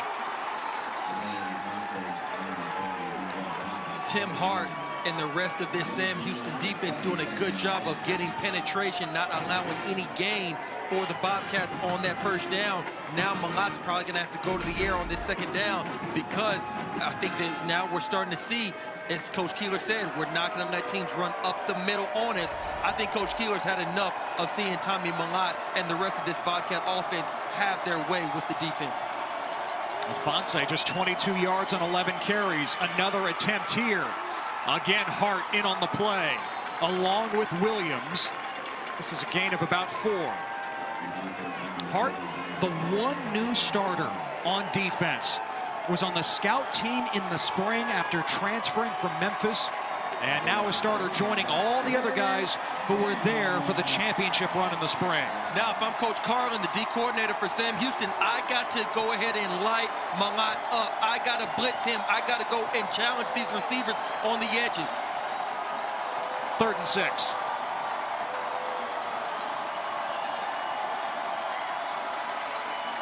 Mellott gives to Ifanse again. He crashes down well short of the 20. 4th down. Montana State goes 3 and out. Ted, I'm not sure that I like that drive. That drive seemed very conservative on the offense side of the ball for Montana State. It was 3 straight run plays. Mellott has thrown a couple of touchdowns, had some big throws so far in the first half. Why did they not throw the ball in that first drive? I'm not sure. I'm not the head coach. I'm not going to cast any aspersions. All I would just say is that drive seemed very conservative to start off the second half after you just gave up a quick strike to Sam Houston. Look out for Ezzard in the return game. From the 42, Jaquez Ezzard, the All-American punt return man from the spring. The spin move, trying to reverse his field, keeping his balance, and he's down at the Montana State 45. A return of 13 yards for Ezzard. And Ted, now you can just feel that momentum starting to shift to the Sam Houston State sideline. A great return by Ezzard. He now goes to his left, and apparently nobody's able to bring him down because he is still on his feet with a good return, putting the Bearcats now into Bobcat territory. Starting from the Montana State 45. Sam Houston was down 28-0. They have scored 12 in a row. Jefferson the spin. He's tossed down in the backfield. Loss of a couple. Troy Anderson at the heart of the play as usual. Montana State already starting off in their own territory, so they have to make sure that they are very stingy and not allow Sam Houston State to use the run game to get the offense going, because right now, if Sam Houston State is able to even get a field goal out of this drive, Ted, we are in a brand new ball game for this second half. Crest is the motion man. Schmid being chased, dumps it, and caught by Crest. Right near the line of scrimmage. In fact, he might have lost another yard. He loses 2 back to the 49. It'll be 3rd and 14. Yeah, and that's one of those plays for Eric Schmid. I think he's better off just simply throwing that ball away, throwing it out of bounds, because now you throw the ball and obviously it's caught by Crest. But like you just said, Ted, you lost yardage on it, and now it's 3rd and 14. Guess what? Montana State, they're going to get back in that cover 2. They're going to have Webb and Manning playing in their deep half, and they're going to read Eric Schmid's eyes, something he has struggled at throwing downfield so far in this game. Each safety has a pick. On 3rd and 14, Schmid over the middle, a leaping grab, but well short of the first down. Adei comes up with it, and a big hit delivered by Rylan Ort, the redshirt freshman from Missoula. Exactly what I was saying. Montana State got back in cover 2. They're going to let Sam Houston State throw the ball right in front of them. Adei, and obviously you can see it was a little bit of a high throw. Adei has to jump to bring it in, and then Ryan Ort comes up with the nice tackle. 4th down. Sam Houston State has to punt the ball back to the Bobcats. McRobert to punt on 4th and 7, the native of Barara, Australia.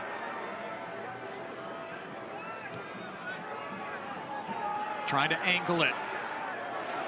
Bounce inside the 5. Well done by Sam Houston. Tony Williams down there to cover it. And Montana State will start at their own 1-yard line. Sam Houston trailed 28-0. Now down 28-12, and they've pinned Montana State deep.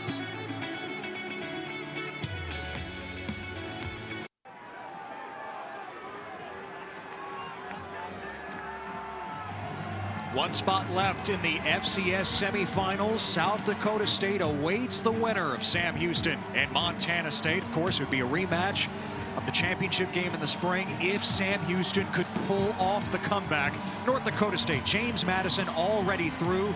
Those two met for the FCS title in 2019. If Sam Houston State wants to go ahead and complete this comeback, there is no better way than to force a safety down here. Starting from the 1, Ifanse powers his way to the 4, gain of 3. Good hard run by Isaiah Ifanse, the 3rd leading rusher in the country coming in, and he was a finalist for the Walter Payton Award, which goes to the FCS Offensive Player of the Year. Well, now you got a 2nd and 7 for Montana State. Malott is going to have to do something either with his legs or with his arm to get Montana State out of being right here in front of their own end zone and out of harm's way to give themselves some breathing room. And Stan, you wonder how conservative they play it here, much like they did on the previous drive when they were inside the 20. They're still inside the 5 here, and Ifanse dives for a couple, maybe 3, to the 7.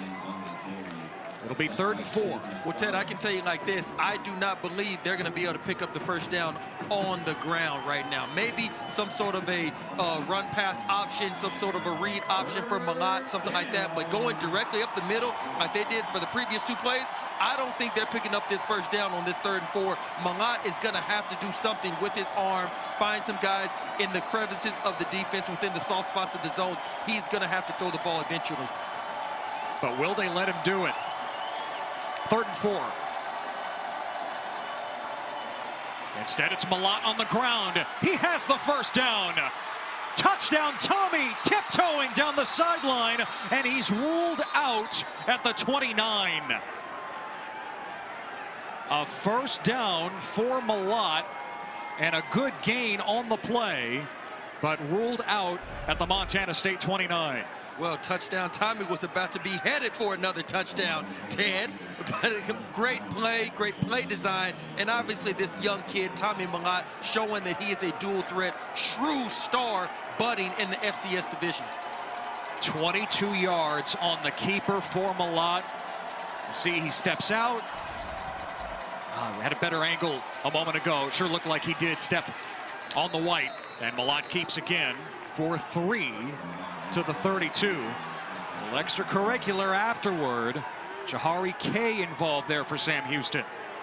And Ted, now I'm not sure if Montana State has officially entered into 4-minute offense mode where they just now want to drown out the clock, or maybe is there something that happened in the first half where maybe Mellott got a little bit dinged up as far as his shoulder, maybe a finger, because so far he has not thrown the ball at all in this second half. Do you think that's a mistake if they do try to go into a shell offensively?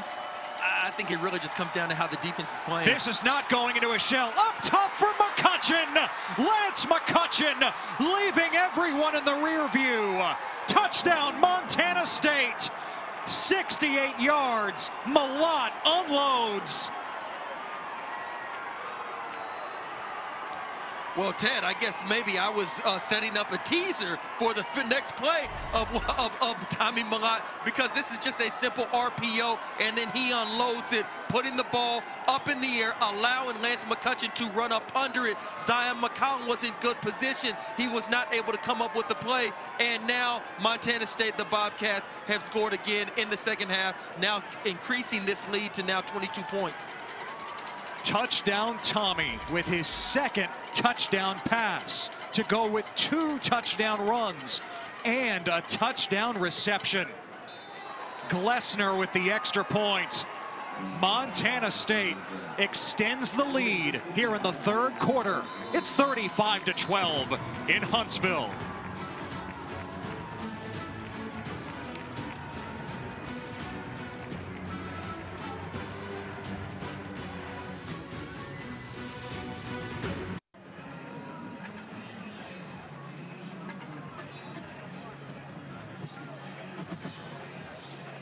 Montana State goes 99 yards in 5 plays. Now a 35-12 lead over the top seed, Sam Houston, in the FCS quarterfinals. Tommy Mellott to Lance McCutcheon for 68 yards, just as Sam Houston scored 12 unanswered, thinking, hey, we pinned him deep at the 1-yard line, and Mellott leads them again to the end zone. Yeah, it's just going to show that this kid right here is relentless, and this is only his second career start, and it be in the playoffs, mind you, showing that right now he is ready for the challenge. And if you're Eric Schmidt and the rest of this Bearcats offense, I think if you can get this to a 10-point deficit before the start of the fourth quarter, I think you got a shot. But if you cannot boil this down to 10 points, or let's say 12, going into the fourth, I think it's going to be very tough sledding. Adeyemi from the goal line. To the perimeter at the 25 and bumped down at the 30. What a throw by Mellott. What a catch by McCutcheon. Absolutely, and this play right here is thrown to perfection. Lance McCutcheon does a great job of creating his ability to be able to separate from McCollum right at the last second. A lot of people are wondering, was that offensive pass interference? And I can tell you as a former DB, the letter of the rule of the law, yes, that is offensive pass interference. But as a corner, this is what my DB coach will tell me, it is not blatant enough, it's not obvious enough for a referee to call it. So yes, that is an OPI. He did push off, but it's not blatant enough, so it's touchdown for the Bobcats. Schmidt swings it to Noah Smith, and Smith takes it to the 37 for a gain of 6. You know, McCutcheon was always a role player at receiver, the 3rd leading receiver, 4th leading receiver. This has been a breakout year for McCutcheon as a senior. Yes, very much so. He's put up some big numbers, obviously this year, but especially tonight. And right now, that could be the touchdown that actually leads this team into the semifinals next week. South Dakota State awaits the winner. Smith up the gut and dancing ahead to the 40. It'll be 3rd and a yard for Sam Houston. And I think right now for Sam Houston, you are in 4-down mindset for the remainder of the game. You're down 23 points. So on this 3rd down, it would not be detrimental. It would not be a backbreaker if you were to try to maybe take a shot, throw something downfield, see if you can get a cheap penalty, or maybe you can go ahead and come up with a big play because you know you're still going for it on 4th down. 3rd and 1.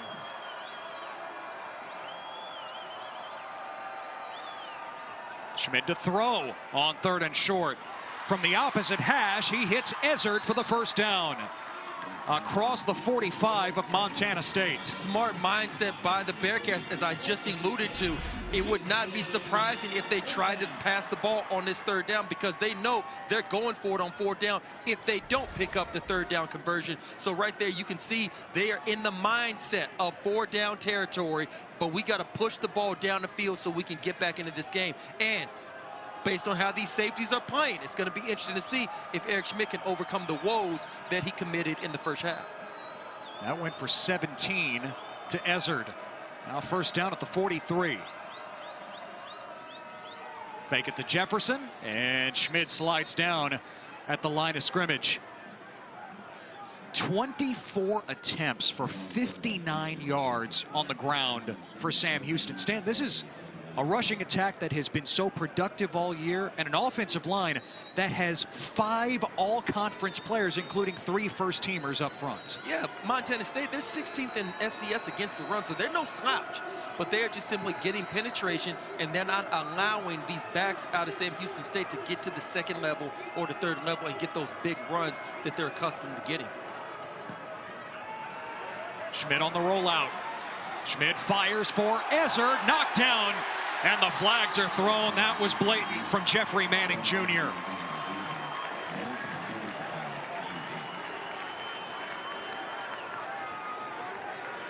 No doubt, right? No doubt that that's exactly what the call is going to be. When we show the replay, I'll show you exactly, Ted, how Pass you might interference. think otherwise. Defense. Number 5. Can't wait for that. 15-yard penalty. What a tease from the former standout cornerback at Houston. Now, as you can see, when the ball is in the air, here comes Jeffrey Manning. He's going for the ball. He's actually trying to swipe at the ball. Now, if he's not even looking for the ball, he's looking directly at the receiver, that's an easy pass interference. But because he's going for the ball and he's trying to make a play on it, I've seen referees let the DB play and actually not call that. Well, they didn't there. From the 28 now. Dump it.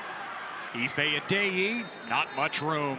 Gain of a yard. The pursuit by Montana State has been outstanding. Yes, Callahan O'Reilly with another fine play, this time on the edges. As you can see, they try to throw the little swing to Adeyi, and Callahan O'Reilly, he's a big, strong linebacker, 6'2", 225. And he's out there on the edges, 5'10", 170 Adeyi, and able to bring him down in the open field. Great job by Callahan. Pop pass. Adeyi turning the corner. And across the 20-yard line, with Chandler Harvin throwing a block just short of the 1st down. So plays where Sam Houston State against any other team would usually probably get 20, 30, 40 yards or maybe even a touchdown. For Montana State doing a good job of still allowing only a minimal gain, 4 yards, 5 yards. That's why it's now 3rd and 1. Jefferson pushing his way for the 1st down to the 17. Every yard has been hard-earned from Ramon Jefferson tonight. And it's because Coach Vigen, he wants to make sure that this Sam Houston State offense feels him. He wants to turn it into a backyard brawl, and so far they've been winning that matchup. You got 3 minutes left to go in the 3rd quarter. You're still down by 23 points, and you can see this defensive line is still not allowing big chunks. They're not allowing big gains in the run game for Sam Houston State. Schmid feeds Jefferson again, and this time he's tripped up. Amandre Williams, the transfer from Washington, makes the play. Amandre, he's had some big plays already in this game. We can clearly see that this Montana State, him along with Callahan, O'Reilly, Troy Anderson, Ty Okada, Trey Webb, Manning, it's because they're getting penetration. And that right there is what's not allowing those running backs to be able to gain a full head of steam. They're having to stop their feet in the hole. That's why you're seeing so many minimal gains or TFL, tackle for loss. 2nd and 11, the toss. Noah Smith trying to cut it back, nothing doing. Trey Webb twists him down. It'll be 3rd and long. And now you see Trey Webb with the nice open field tackle. You have not seen many missed tackles out of this Montana State defense. You have not seen many yards after catch, yards after contact for the playmakers on this Sam Houston State offense. That's why you're not seeing as many big plays, because Montana State, they're playing sound football fundamental-wise. 3rd and 10, late stages, 3rd quarter. Cheetah package in for Montana State. The 4 pass rushers. Schmid eludes. Schmid steps out of a tackle. Cuts it back. And he is short of the 1st down at the 13. 4th down for Sam Houston. On this 3rd down, Montana State, they disguised their coverage. They looked like they were coming up in cover 0, which is all-out man, blitz, no safety in the back end, and then all of a sudden you see Trey Webb, he backs out of there and they back off into zone coverage. That's why Eric Schmidt just decided to go ahead and run the ball, because he's now being confused in the back of the pocket. He's not seeing down the field clearly, and then also none of his receivers are open.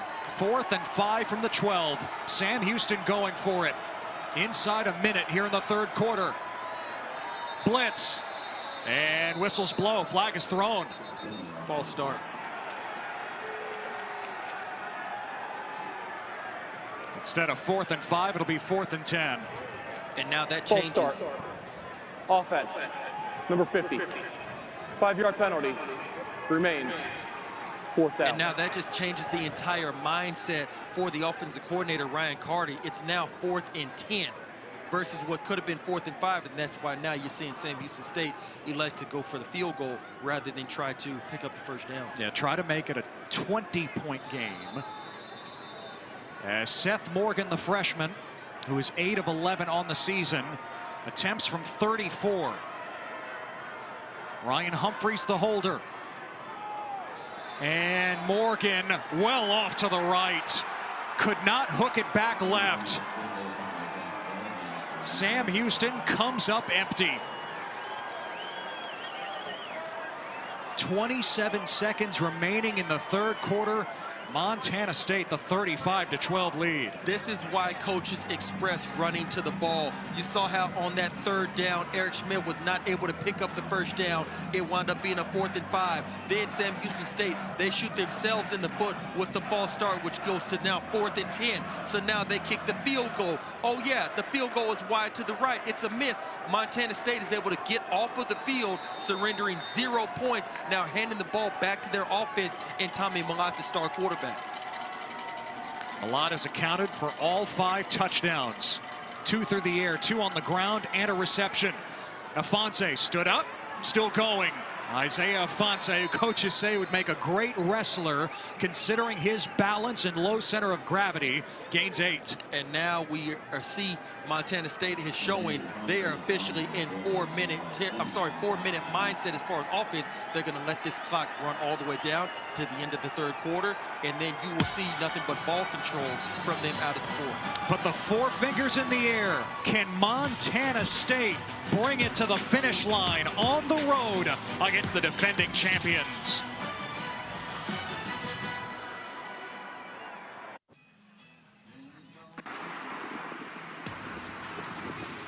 Sam Houston is down to its last quarter as reigning champions of the FCS. Montana State up 35-12 here in Huntsville. Ted Emmerich, Stanford route. Big Sam Houston overlooking I-45. Big Sam Houston gives you nightmares, is that right? Ted, I'm from this part of Texas. Matter of fact, like I said, my mom is from Huntsville, so I'm familiar with Huntsville. But let me tell you something. Driving to or from Houston from Huntsville, I can tell you, if you see that in the middle of the night and you're not expecting it, it looks like something out of a horror movie. I can just say that.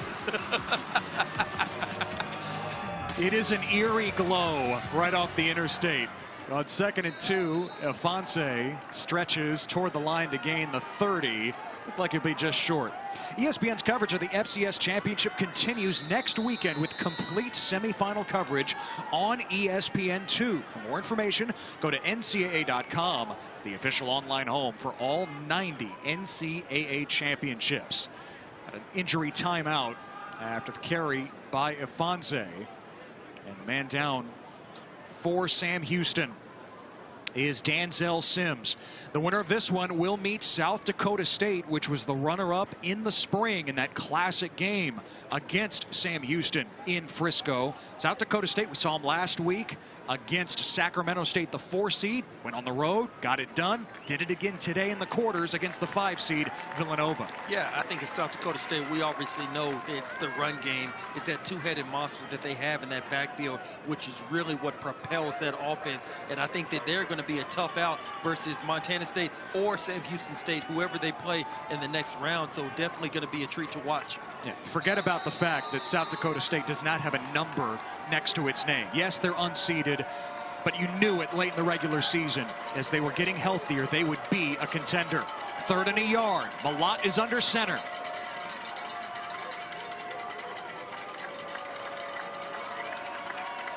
Might be adjusting the play. Backs up into the pistol now. Ifanse, the lone setback. Ifanse into the teeth of the defense, and he is stopped short. Yeah, he's definitely going to be short on that. It'll be 4th down for Montana State. Tim Hart at the center of the play for Sam Houston. The Bearcats have come back before in the postseason. They overcame 3 separate deficits last week against UIW in the 2nd round. They were down 21 at the half of the semifinals here at Bauer Stadium back in the spring against James Madison. They came back to win. Down 28-0 tonight. Now down 35-12, and they'll get the ball back. Punt by Layton, angling it away from Ezzard. And it's out of bounds at around the 30. Will step aside. Eric Schmid hoping to have some magic left in the bag.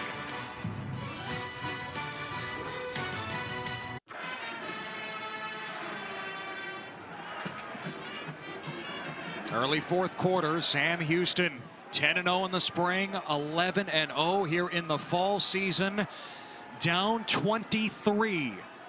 But they do have it back after forcing that punt by Montana State. What are you looking for here offensively? Well, right now they're going to have to push the ball down the field. They are down 23 points. They are down 3 scores. So they're going to have to go ahead and score quick. They're going to have to get some quick stripes like you saw to Adei to start off the 2nd half. And that right there, it's just a matter of whether it's not going to be Schmid unloads, and that's almost intercepted. It's incomplete, intended for Ezzard. James Campbell had the coverage. And just what I was saying, Ted, it's a matter of can Eric Schmid be able to go ahead and push the ball down the field and not put it in harm's way. And as you can see on this replay, he's putting the ball in the air as he's supposed to. And James Campbell, he has a very good chance to come down with this. But Ezzard, being that big, strong receiver that he is able to go ahead and basically just muscle it away from him. So now that ball is out of bounds, obviously. Is Eric Schmid going to be able to put the ball up there and have it not be intercepted? Schmid, the pump, and he throws it away. Feeling the heat again. That has been a story tonight.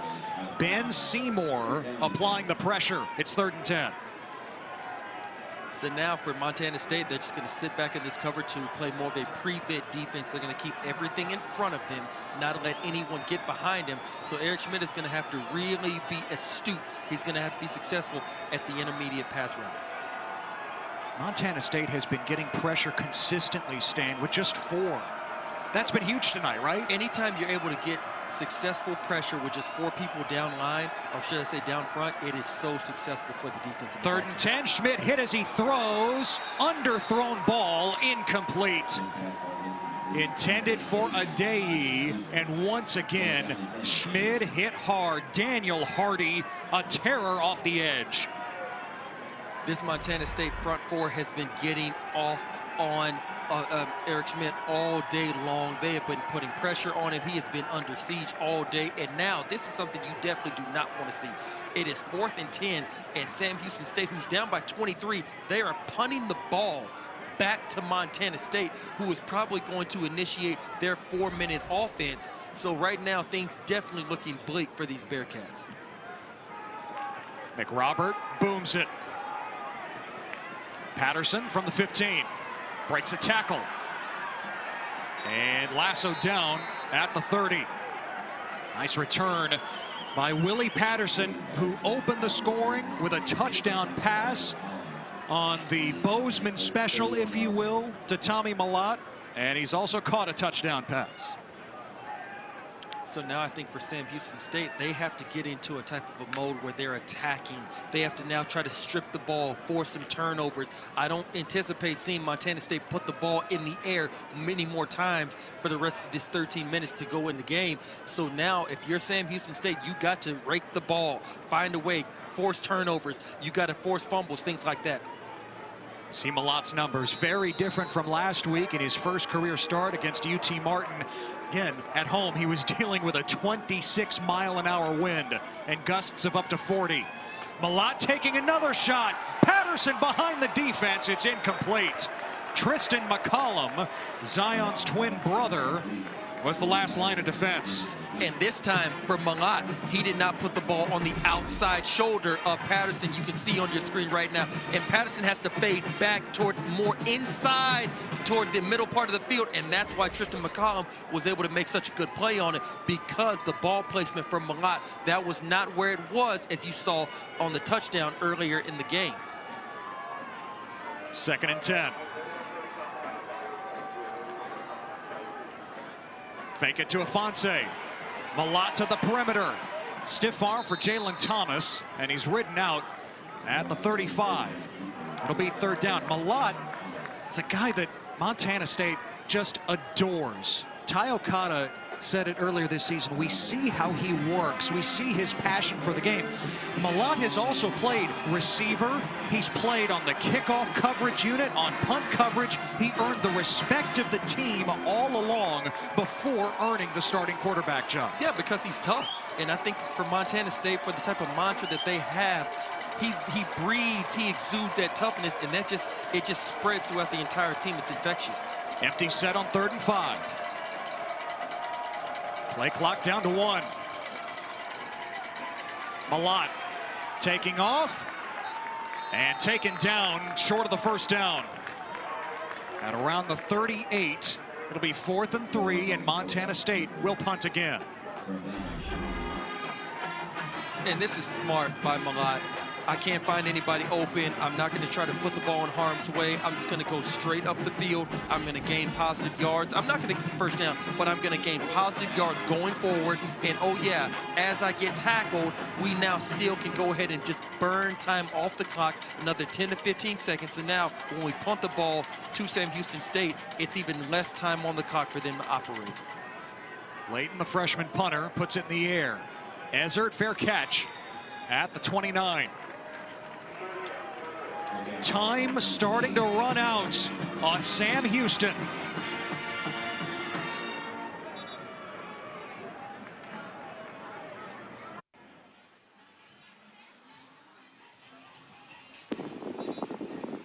(35-12) Montana State, 4th quarter in the FCS quarterfinals. It is V Week at ESPN, and our partnership with the V Foundation highlights the urgent need for cancer research and the elimination of racial disparities in cancer outcomes. You can learn more and help support by visiting v.org/donate. 100% of your donation goes directly to cancer research. Sam Houston with the ball again. Montana State has gone 3 and out on 4 of their last 5 drives. But can Sam Houston do anything with it?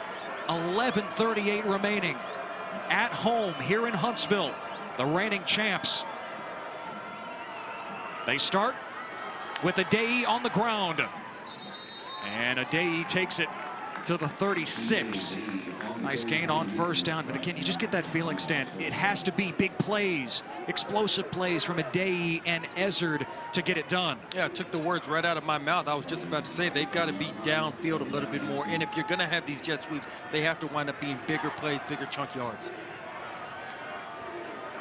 On 2nd and 2, dump it. Oh, Ezzard dropped it. Jaquez Ezzard could not bring it in cleanly. And that's just frustration on his part. I know that he's somebody who's a sure-handed catcher. He's able to make big, strong catches in a lot of big-time games. And this is him just simply wanting to get up the field, get some yards, help out his team, and he just forgot to catch it before he was about to run. More and more, this just looks like a team that's worn out after 22 games in the calendar year. Sam Houston is 3 of 13 on 3rd down. They need 2. Schmid, the sidearm. 1st down, Cody Crest.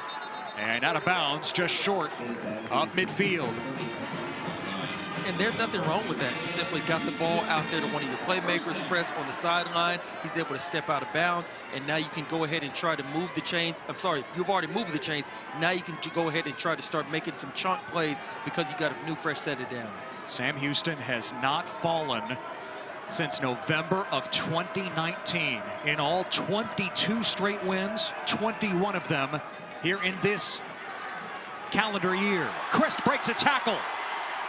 Crest with the stiff arm on Anderson at the end, and he hops out of bounds at the 34. So back-to-back 1st down catches for Cody Crest. And this time, Eric Schmid is taking advantage of the little man coverage that Montana State has ran all game long. That's why you see Crest is able to go ahead and make somebody miss and then get off to the left sideline. And I think that now Montana State is probably going to go back more to their zone coverage, keep everything in front of them, and force Eric Schmid to make the errant throw. 4-man rush. Schmid is intercepted for a 3rd time. And it's the native Texan, Simeon Woodard. His 3rd interception of the year. The San Antonio native comes up with the takeaway. Once again, I feel like Montana State has did a great job today of confusing Eric Schmid. This is another time where it looks like Simeon Woodard could possibly be in man coverage, but he's trailing the receiver at the top of your screen. You can see right there on the replay, and it winds up being covered too, and he just slips right underneath it, and he's playing a trail. Eric Schmid thinks he's having man coverage where he can simply try to thread the needle.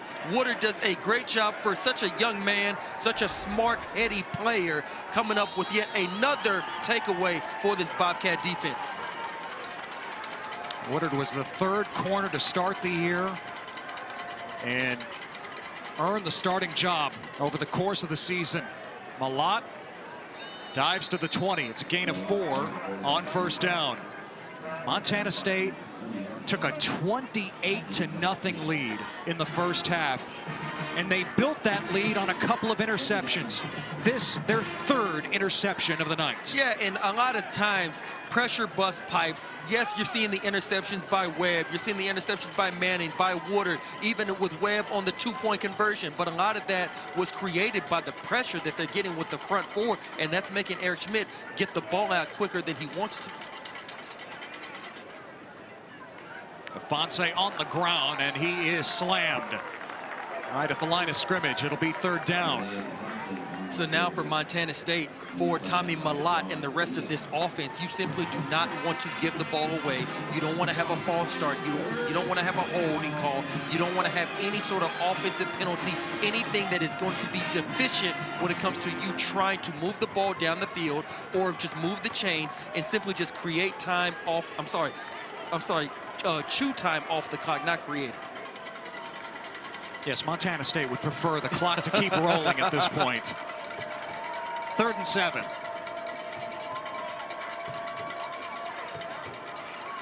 Malott eludes one man and is taken down after a gain of a yard to the 20. So 4th and 6 for Montana State.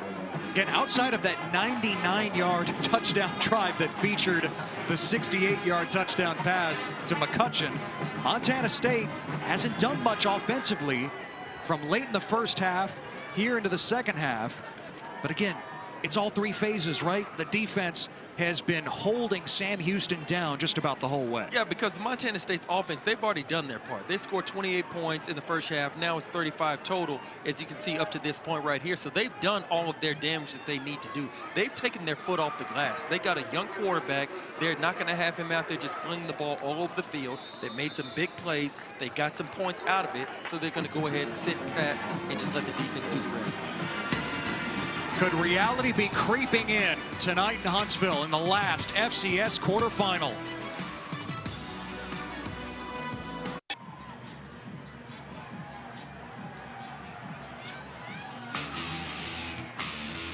On the road to Frisco in the FCS championship, and it sure looks like Montana State could very well be there in the semifinals. South Dakota State awaiting the winner. James Madison, North Dakota State have already advanced to the semifinal. Both games, of course, next week on ESPN2. It's a 35-12 lead for Montana State, the 8th seed, over the top seed, unbeaten Sam Houston, winners of 22 in a row, and under 8 minutes to play as Sam takes over. Trickery, Crest on the double reverse. The flea flicker now. Schmid to Adeyi. Blockers in front. Adeyi, fastest man on the field. Ife Adeyi to the end zone for the touchdown.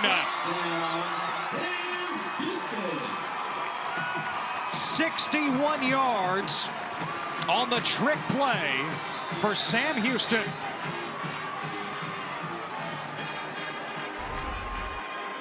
Ted, my head is still spinning. Like, how many times did the ball change hands to a different Bearcat on this play? Nonetheless, it winds up being in Adeyi's hands. He simply has that convoy of blockers, and he's off to the races. Like you just said, he's always the fastest man on the field, no matter who the Bearcats are playing against. Great play design. Adeyi finishes it off with a long run. That's his second of the day. Good job by the Bearcats.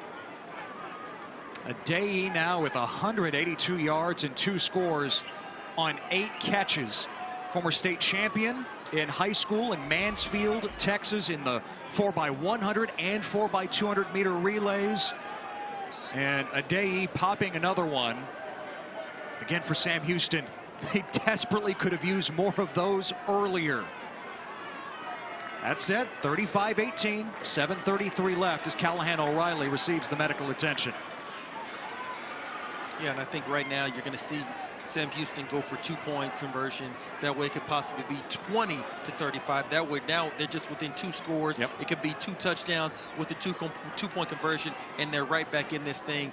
Nonetheless, they're going to have to start onside kicking. Well, they'll try the extra point after all, Stan. Oh, never mind. Went for 2 a couple of occasions, have not been able to get it. Morgan has missed a field goal tonight, but he splits the uprights here. So 35-19 Montana State with 7:33 to go. Pride of a champion for Sam Houston.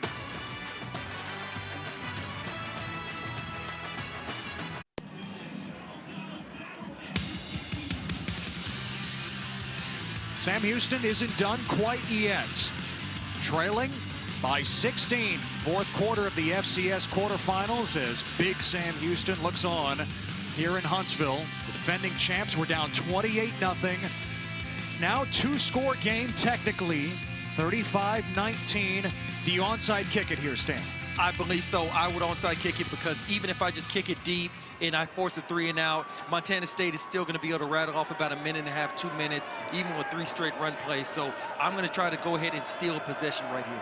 Instead, it appears as if Cameron Hearn will kick it deep. And he does. Elliott. Oh, over the shoulder as to retreat, and he's down inside the 5. Wow. And now that's an interesting turn of events, Ted. Now got the ball on the 2-yard line, got still a freshman quarterback. So yeah, this is definitely something that you can ill afford to have happen, muffing the kickoff return, putting your offense now backed up in this type of situation where if Sam Houston plays this right, they can steal another possession and get possibly a safety out of this. Tommy Mellott living up to that nickname, Touchdown Tommy, accounting for 5 scores in his second career start. 2 passing, 2 rushing, and a touchdown reception on a trick play to start things off. This drive begins from the 2. Ifanse searching for the hole, and he gains a yard to the 3. Ifanse, the 1,400-yard rusher, with just 45 yards on 20 carries against arguably the best run defense in the FCS. And now for Montana State, you got 7 minutes, 10 seconds, and still running left to go in this game. You got about 24 seconds left to go on the play clock. So now you want to bleed everything as much as you can while still gaining some sort of positive yard and maybe pick up a first down. That can really help you in this situation. 2nd and 9. Another give to Ifanse. Bouncing his way across the 5 to the 7. So 3rd and 5 for Montana State. In this situation, what I would do if I was the play caller for Montana State, I'm going to put Mellott on the edges. I'm going to let it be a sprint out, a roll out. That way, if he sees somebody open, he can throw the ball completion, and that will move the chains, picking up a first down. Or if he does not, he can keep it on the ground. He can run it, possibly get in the first down. But nonetheless, the clock is still going to keep moving because now we're coming up on 6 minutes left. Play clock at 3. One more handoff to Ifanse, and he bursts through for the first down across the 15. Ifanse says that he loves to study the work of Frank Gore. His style so sound in his technique. It has been tough yard after tough yard tonight for Ifanse. Ted, I played against Frank Gore. He came out of my draft class. So trust me, I remember playing against him distinctly. And he is somebody who is low to the ground. He runs behind his pads at all times. And he's always there to be able to pick up the tough yards. So I can tell you, for Ifanse, for him to model himself after Frank Gore, that is a great person, young man. Talking about the 3rd all-time leading rusher in NFL history. Under 5.5 minutes. Mellott keeps, remaining on his feet and gaining positive yardage. Sure looked like he would be thrown for a loss, but instead it's a gain of 3. And we come back to why Brent Vigen made the quarterback change, and this is why you can see that he is dead to rights for a TFL and still manages to go forward, picking up a minimal gain of about 3 yards. You know, Mellott is timeout here with 5:19 to go. Mellott's one of the fastest players for Montana State. The coaches were telling us that this week. He has the 2nd fastest 15-yard split, 0 to 15, in fact, behind only linebacker Troy Anderson. But he also has one of the strongest squats on the team. That combination, you can see why he is so difficult to bring down. Absolutely. That's why Sam Houston State has had so many issues stopping this offense to date so far in this game, because you can tell just on that play, it's a 3-yard gain for Mellott. But for him to be able to go ahead and skirt the would-be tackler, which would have been a TFL, and to be able to gain positive yards, that in itself is a testament to his athleticism, his strength training, and just the overall natural ability and the other dimension he brings to the game. Oh, by the way, he's also an engineering major at Montana State with a 4.0 GPA. There's that, too. 2nd down. Mellott pulls it. Mellott sails it out of bounds. Clock stops at 5:13 remaining, and it's 3rd and 7 for the Bobcats.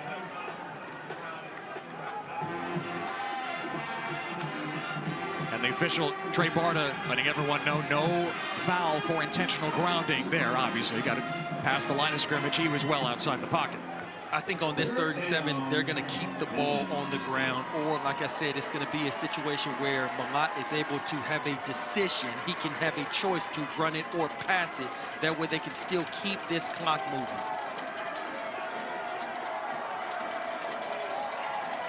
3rd and 7 from the 19. Ifanse pounding up the gut and trying to stay on his feet, but forward progress stopped at the 24. He needed the 26 4th and 2 for Montana State. A timeout for Sam Houston with 5:04 left. Yeah, I was expecting Sam Houston to go ahead and use their second timeout because they got to find a way to stop the clock. They're down 2 scores. They have to get the ball back as quickly as they can because they have to score quickly. Also, they can then go onside it, try to get the ball back either through onside or forcing a 3 and out, and then they can go ahead and try to tie this game up. Dayee has a couple of 60-plus yard touchdown catches. Ryan Carty calling the plays like he's underground searching for gold. And for Ryan Carty, who will take over for Delaware at the end of the season, this could very well be his last night calling plays for Sam Houston. Yeah, they're definitely going to have to make sure to pull a rabbit out of a hat to get back into this game before 5:04 runs off of the clock, just because the way Montana State has been playing defense all day, they're sitting those safeties back deep, allowing them to just simply play center field and make plays on the ball. So Eric Schmidt, he's definitely going to have to do something special and spectacular in these last 5 minutes.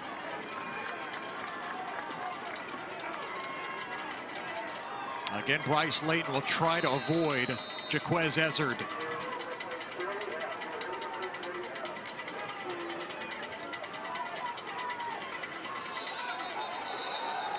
All flags fly.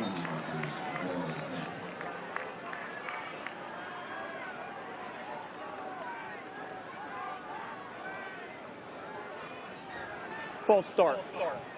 Offense. Number 18. 5-yard penalty. It remains 4th down. So 4th and 7 for Montana State. They made it to the semifinals in 2019 before losing to North Dakota State. Coming on the road, taking a 28-0 lead on the top seed, defending champion Sam Houston. Kicking it away with 5 minutes remaining. Ezzard fields it on the bounce, and Montana State is there to meet him. Good coverage downfield. Sam Houston will have it at the 42.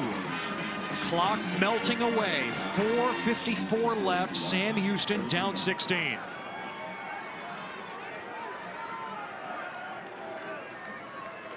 They have to strike quickly, right? Yeah, they got to strike quickly. I think that you're going to have to see some deep digs, maybe some post patterns, maybe just a straight fly by one of the receivers, whether it's Ezzard or Dayee, because they're your faster guys. But you're going to have to do something downfield, and you got to get a score, I would say, probably before the 3-minute mark left to go. Schmidt, the hero in May in the national championship game. What can he do here? Scrambling and sliding at the 49. That goes for 7 on 1st down. And also another thing, you can see Eric Schmidt, he just slid, picking up about 7-8 yards. He's got to get a little bit more urgency. You got to see Sam Houston be more in this hurry-up type of offense.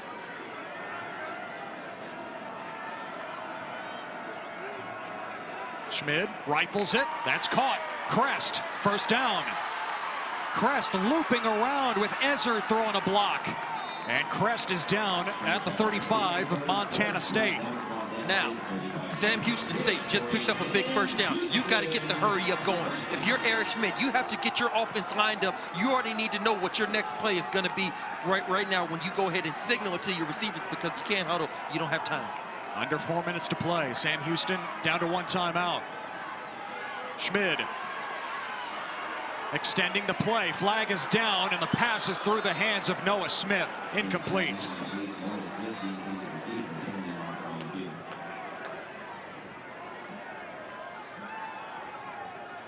Second time we've seen Smith drop a pass. Holding. Offense. Number 75. 10-yard penalty. It remains 1st down. That's on the Baylor transfer, Eliasa Anderson at left tackle. And these types of offensive penalties, this is what Sam Houston can ill afford to have happen at this juncture in the game. You got less than 4 minutes to go. Now you're backing up to the 45-yard line. And like I said, Eric Schmidt has got to get more of a hurry-up type of offensive mindset for the rest of his offensive players. You have to go downfield, take some shots, try to put the ball near the end zone or in the end zone right now here on this play. Freddie Banks in his 1st year as the defensive coordinator at Montana State. said coming in, we just got to be the more physical team. They have been that to this point. Underneath, Smith out of bounds at the 41. Gain of 4. It'll be 2nd and 16. Well, they're definitely going to have to do a lot more than that on 2nd and a long 20 yards rather than just simply a 4-yard flare route to the running back. And Smith is hurt. 2nd and 16. Schmid again in the flat. Chandler Harvin with the catch. And Harvin is inside the 30. And for the Sam Houston Bearcats, the clock is still running. We now are at 3:17 and still moving, still declining down. They have got to get more of a pep in their step. 3rd and 4. Schmid is protected. Nobody's open. Schmid diving at the 30, well short of the first down. So 4th down for Sam Houston with under 3 minutes to play. So now, if you're Eric Schmid, pick up the first down. Make sure that you get that. Then you try to go for the end zone. But you got to first get the first down now. 4th and 4. Schmid lost a yard there. Couldn't even make it back to the line of scrimmage. And how about this look with just the 3 offensive linemen near the ball?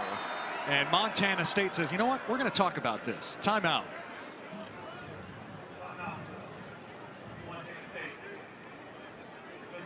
So Ryan Carty breaking out something unique here on 4th down. I remember a similar formation working in an NFL playoff game. I believe it was the Patriots and Ravens a few years ago. Again, with that particular, you still have enough men at the line of scrimmage, but you just have it separated all across the field. Yeah, and a lot of times teams will get into that offensive formation just to see if you're going to line up to it the right way. And if you don't line up to it the right way, then they know that they have certain advantages and they're going to take advantage of that. So the thing is, once it's a defense, it's just something that as a D coordinator, that's a few extra minutes that you have to spend in practice lining up to it the right way just to make sure that the offense does not try anything out of the ordinary on you. So once an offense sees that you line up to it correctly, then they'll go back to their traditional sets. Freddie Banks, former cornerback at North Dakota State. He was the cornerbacks coach at Nevada last year before joining Brent Vigen, himself a North Dakota State alum at Montana State. And what a job he's done with this defense. 4th and 4.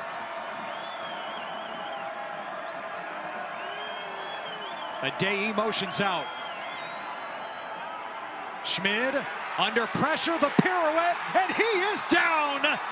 Daniel Hardy again. The first team All Big Sky edge rusher with the sack to force the turnover on downs. Ted, Daniel Hardy, somebody who's a top player in FCS, all of the defense, he puts the bow, what it looks to be on this game with the sack on 4th down on Eric Schmid, giving the ball back to his Bobcat offense. Fantastic play.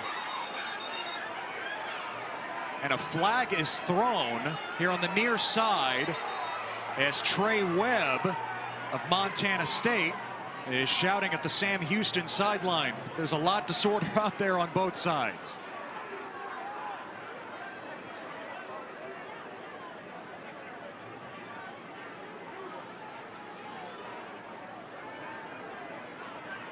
Brent Vigen pulling Webb aside. Webb has one of the 3 interceptions for Montana State tonight.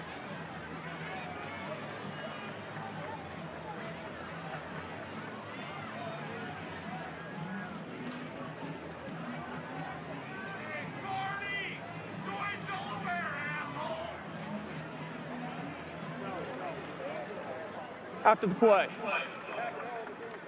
unsportsmanlike conduct. Sam Houston, number 7. 15-yard penalty, 1st down. That's number 7's first unsportsmanlike conduct of the game. Now let's try to take a look. Again, well after the sack by Hardy, Brennan Tibbs getting into it with Trey Webb, and Tibbs of Sam Houston is called for the penalty. Yeah, and anytime you're in the playoffs, you have a lopsided game like you've seen much of today, Sam Houston versus Montana State.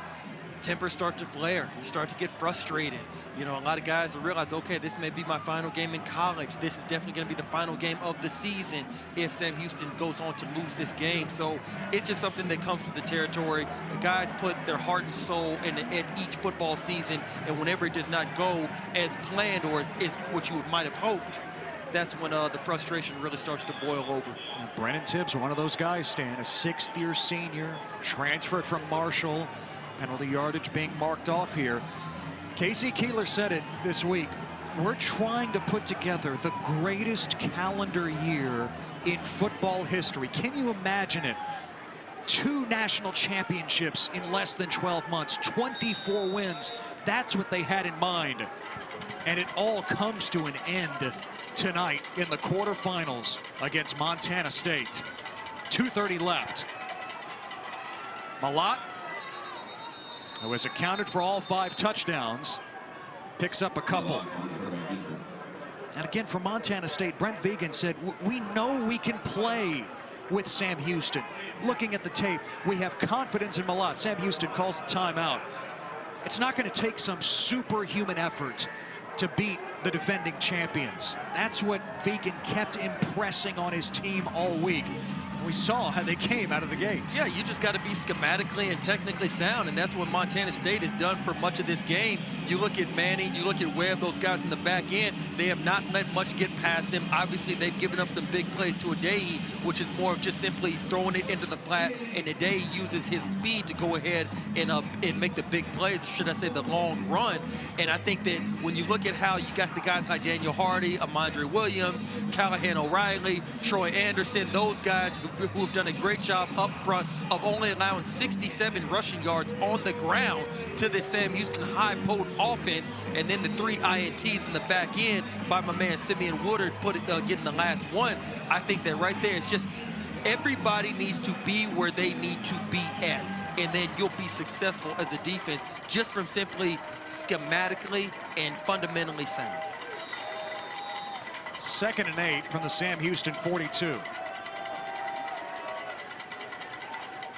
Ifanse finds a crease. Isaiah Ifanse to the house. Exclamation point for the Bobcats. 42 yards.